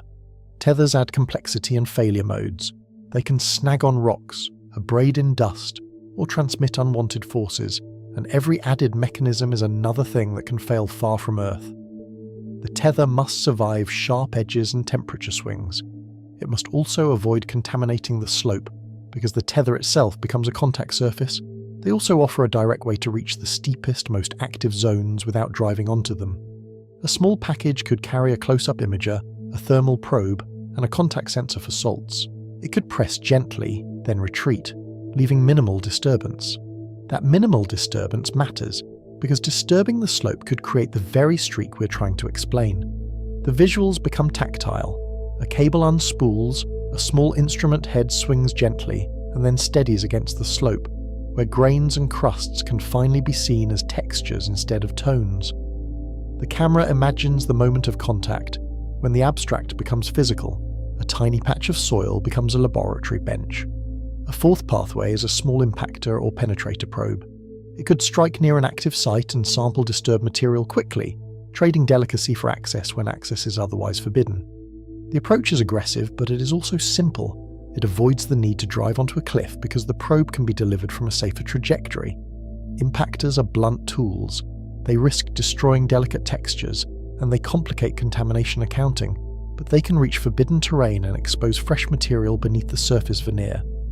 Fresh material matters because the surface is constantly altered by radiation and dust. If brines exist, their chemical traces might be stronger below the topmost layer. A penetrator could also measure temperature with depth, which matters because brines and frost processes are controlled by thermal gradients. Even a few centimeters can separate stable ice from a dry crust. Depth also changes humidity. because pore spaces can trap vapor. The subsurface is where Mars hides its secrets, and it hides them well. A fifth pathway is to improve orbital capability until ambiguity collapses. Next-generation orbiters could deliver higher spectral and spatial resolution together, reducing the pixel mixing problem that haunts current observations. The goal is not only sharper pictures, it is sharper diagnostics, where a mineral signature can be tied to a specific narrow line. That means spectra that match the scale of the streaks, not the scale of the surrounding hillside. It also means better timing to catch active phases, with more frequent revisits and smarter targeting. A single well-timed observation can be more valuable than a dozen missed ones. Mars rewards persistence, but it also rewards being there at the right hour. Orbiters could also combine datasets more effectively. Thermal mapping can hint at grain size and inertia, while high-resolution imaging tracks subtle changes, and spectroscopy searches for hydrated salts that might appear only briefly. A thermal anomaly can suggest exposed coarser grains or a change in surface texture. A spectral hint can suggest hydration, even if it is weak and transient. But orbiters will always face the same fundamental limit. They infer from reflected light, and they cannot directly measure water activity in the soil, which is the variable planetary protection cares about most. They also cannot easily measure the microclimate at the surface, where temperature and humidity can differ from the broader atmosphere. The decisive environment is measured in millimeters, and orbiters live in kilometers. In situ measurements would answer the key questions quickly. Is there liquid, even briefly? And what salts and temperatures control it? And does the environment ever cross a threshold for biology? The measurements would also constrain timing, because timing is part of the mechanism. If activity begins at a particular temperature range, that is a clue with teeth. They would also answer the dry questions. Are grains moving as avalanches? Is dust being removed? And what triggers the seasonal onset, whether it is wind, frost, or thermal stress? A close-up camera could watch grains creep, then slip, then settle. A thermal probe could record the exact moment a surface layer warms or cools through a critical point. The decisive instrument set is not exotic. A humidity sensor, a temperature probe, microscopic imaging and chemistry measurements would change the debate, because they would anchor interpretation to numbers. A simple suite can be transformative when the current evidence is purely visual. In planetary science, a single ground truth point can recalibrate years of orbital inference. A close-up imager could reveal whether grains are cemented, crusted, or simply rearranged. A simple conductivity measurement could hint at salts, while a thermal probe could show whether the surface ever warms enough for transient liquids. Even the texture of the surface matters, because wetting can change cohesion. Dry flows tend to leave different micropatterns than dampened ones. The obstacle is not imagination. The obstacle is building a mission that can legally and safely approach a site that might be habitable, without turning the mission itself into a contamination event. That requires design discipline, not just bravery. It also requires institutional willingness to accept cost, because cleanliness and safety are expensive. This is where the chapter returns to the paradox as the climax beat. Our rules are designed to protect life, but they can protect uncertainty too, and uncertainty is a kind of cost. It costs time, it costs opportunity, and it costs clarity. It also costs narrative, because a mystery that cannot be tested becomes a permanent cliffhanger. If RSL are dry, then we have delayed a straightforward geomorphology answer for years. If RSL are wet, then we have delayed a major astrobiology test, and we have done so while the planet keeps offering opportunities. Either outcome would reshape how we interpret Mars today. Either outcome would be worth knowing. Either way, the cost is paid in time. Mars keeps running its seasonal experiment, and we keep collecting evidence that never quite closes the case, because our best tool is still distance. The orbiters are faithful witnesses, but witnesses cannot cross-examine the slope. They can only testify to what light reveals. The suspense is not whether the streaks will appear again. The suspense is whether we will ever accept the risk of approaching them, with hardware designed to touch the question instead of orbit it. That decision is not just technical, it is a statement about what kind of exploration era we want next. Because the longer we rely on orbiters alone, the more we circle inside the same argument. Images suggest water, models resist it, and policy waits, and the streaks keep returning like a refrain. Each return feels like a reminder, almost a provocation. Mars is not hiding the phenomenon, yet it remains effectively out of reach. This is the trap the documentary has been building toward. A moving mystery can survive in plain sight when the decisive test is the hardest one, and when the cost of being wrong is larger than the cost of not knowing. That imbalance shapes institutions, not just individuals. It shapes which missions get built and which questions remain untouched. The final question is not only scientific, it is institutional and ethical. How much uncertainty are we willing to tolerate to avoid a small chance of harm, and who gets to define what counts as acceptable harm? A space agency answers to scientists, to engineers, and to the public. Those groups do not always value risk the same way, and how much caution becomes its own kind of harm when it prevents us from learning what Mars is doing right now. The planet is not waiting for our comfort, and its processes do not pause for policy debates. The streaks keep appearing, as if the surface is offering a test we keep declining. At some point, refusal becomes a choice with consequences. Transition to the final chapter. The verdict will not come from a single image, and it may not come from orbit at all because some questions demand contact and consequence. The camera holds on a slope as the light changes and the lines darken again.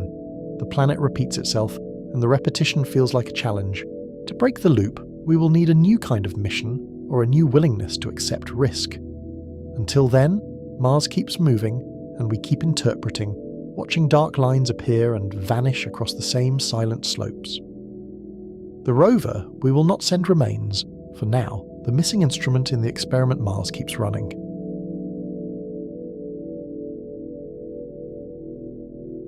The central question does not end with a single reveal, because Mars rarely offers clean endings. What is moving in recurring slope lineae, and why have we still not driven close enough?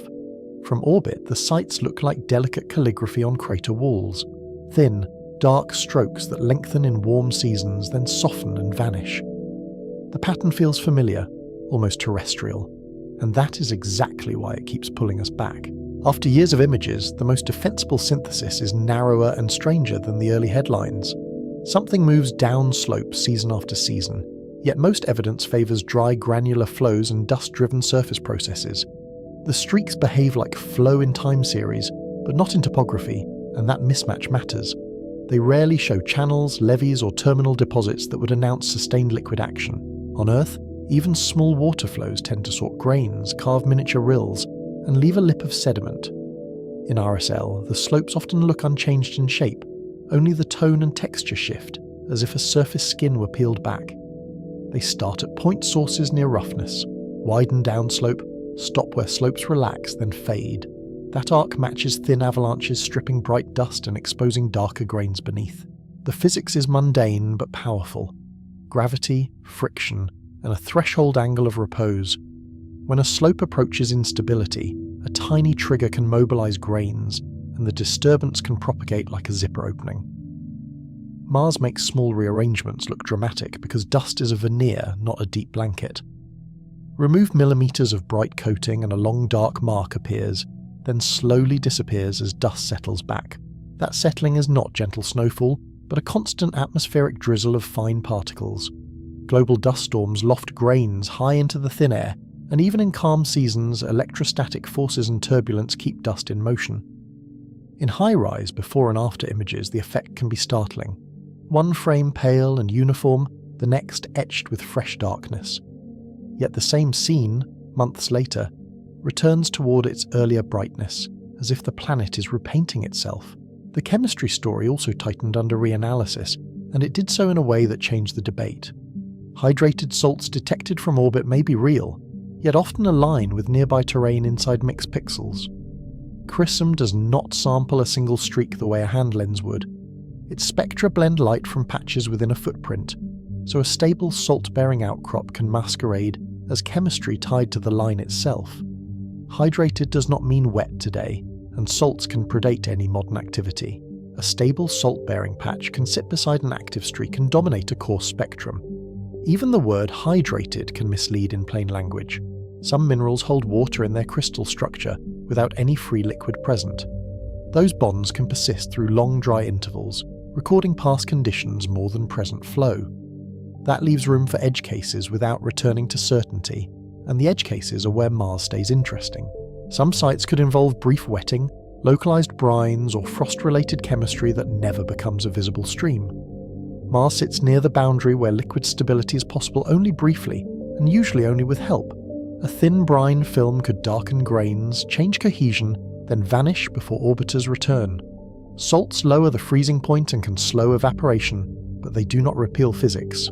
Under Mars' low pressure, pure water is unstable at the surface, and it can boil or sublimate away even when temperatures feel merely cold. If brines occur, they may be rare, shallow, and timed to microclimates that last minutes or hours.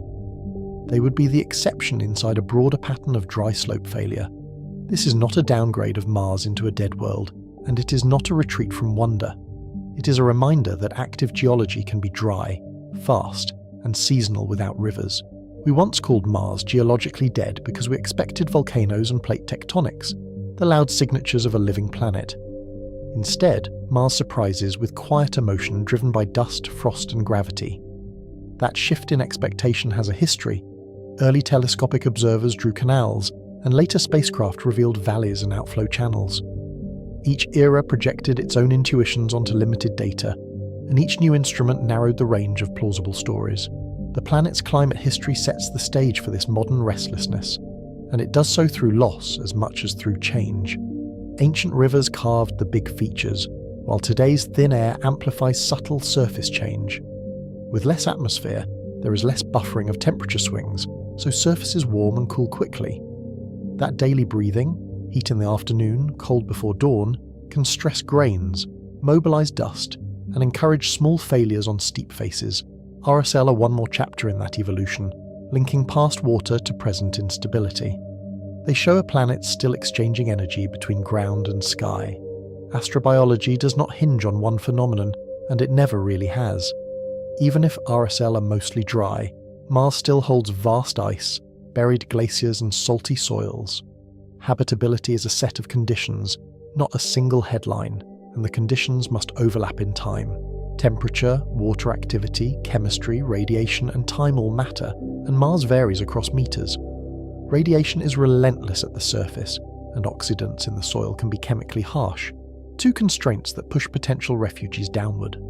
If life ever persisted, it may have done so in pores, cracks, or protected layers where chemistry and shielding align. Transient brines may exist elsewhere, even if RSL are not the best example. Brines could form in shallow regolith, under frost, or in sheltered slopes at specific hours. Those possibilities keep the map complicated. Habitable does not mean inhabited, and liquid does not mean stable. Mars can offer fleeting windows that matter scientifically, even if they're too brief for cameras to catch directly. The modern Mars we can defend is not wet, but it is not simple. It is a world where liquid is marginal, and where marginal liquids still shape policy. This is where the debate becomes the lesson, because the sociology of evidence matters in planetary science. A compelling hypothesis can outrun uncertainty when images feel intuitive and the stakes feel existential. In 2015, the phrase "water on Mars" travelled faster than the caveats, and it travelled in a straight line. The public heard liquid, while scientists argued about pixels, timing, and mixed footprints. Those arguments were not pedantic. They were about what the instruments can truly discriminate. A darkening could be moisture, but it could also be grain size, roughness, or the simple removal of bright dust. Revisions were not failure, and they were not embarrassment, even when they felt like a retreat. They were the engine of reliability, built from reanalysis, controls, and better questions. Science changes its mind when the cost of being wrong is higher than the comfort of a story. The RSL debate shows how interpretation tightens under pressure. It also shows how instruments shape belief, and how scale can mislead the eye. HiRISE sees meter-scale change, CRISM sees blended chemistry, and the gap between them is where narratives grow. A single streak can fit inside one CRISM pixel like a thread inside a quilt square, visible to one instrument, averaged away by another. That mismatch invites overconfidence, because the mind wants the chemistry and the motion to belong to the same object. Transition. With the best explanation leaning dry, the mystery does not vanish. It becomes a sharper question about limits, access, and what counts as proof. Return to the hook because the orbiter still watches, and it watches with patience we cannot match. Season after season, dark lines appear, extend, and fade, and the camera cannot see the trigger.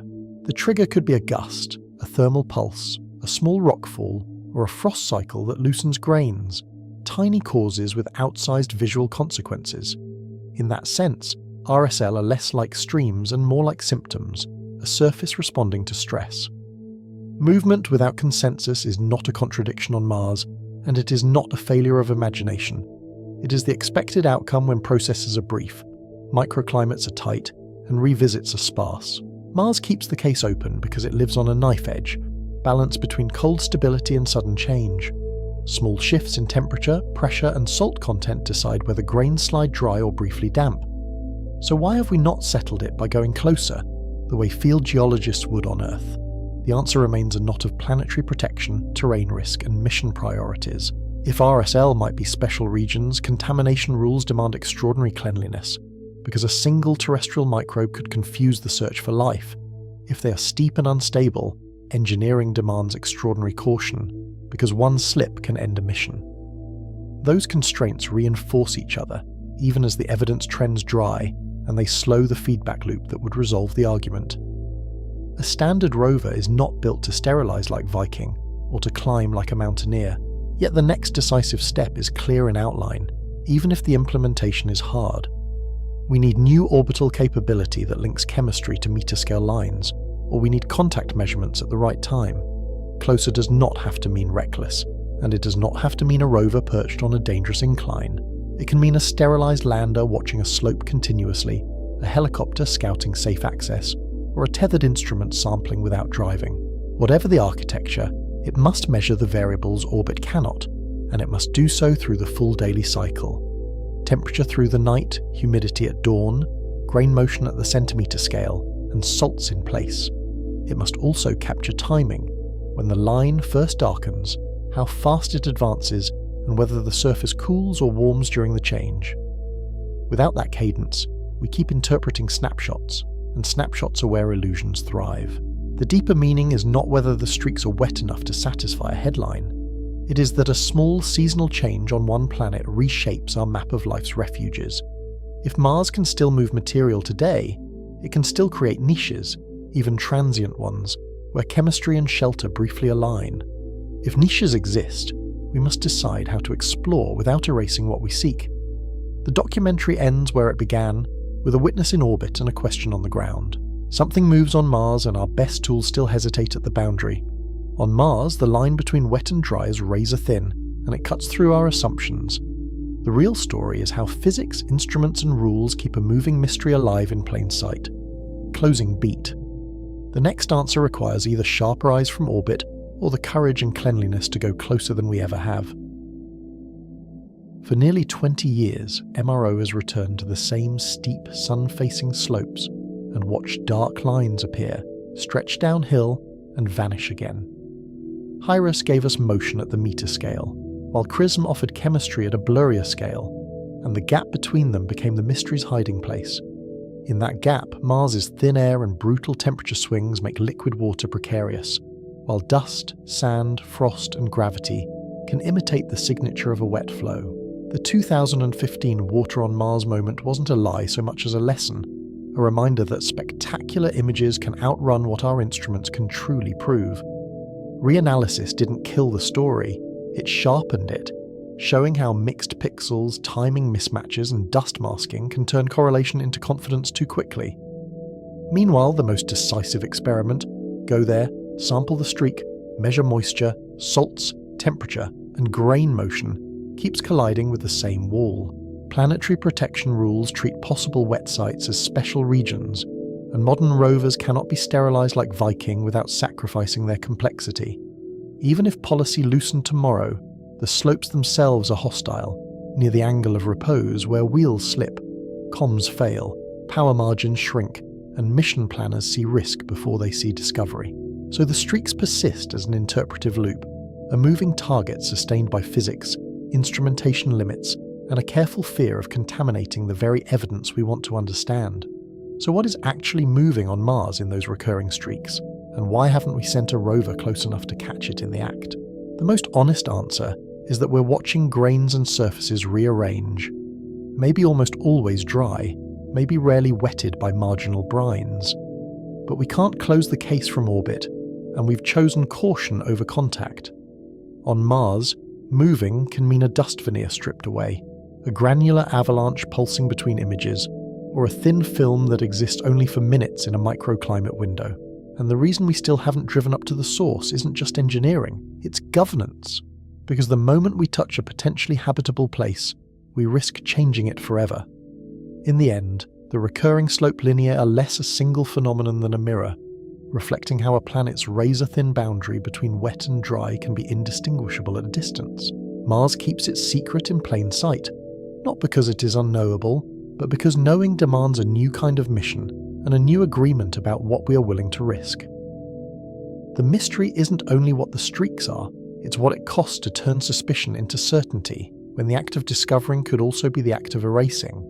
If we want the answer, we will have to build instruments that bridge scales, increase cadence until flow becomes a captured moment, and design explorers that can approach steep ground without bringing Earth along for the ride. When the next mission proposals are debated, ask which one finally breaks the loop: an upgraded orbiter that links chemistry to meter-scale change, a sterilized lander, or a scout rotorcraft. And who decides what acceptable harm means on another world?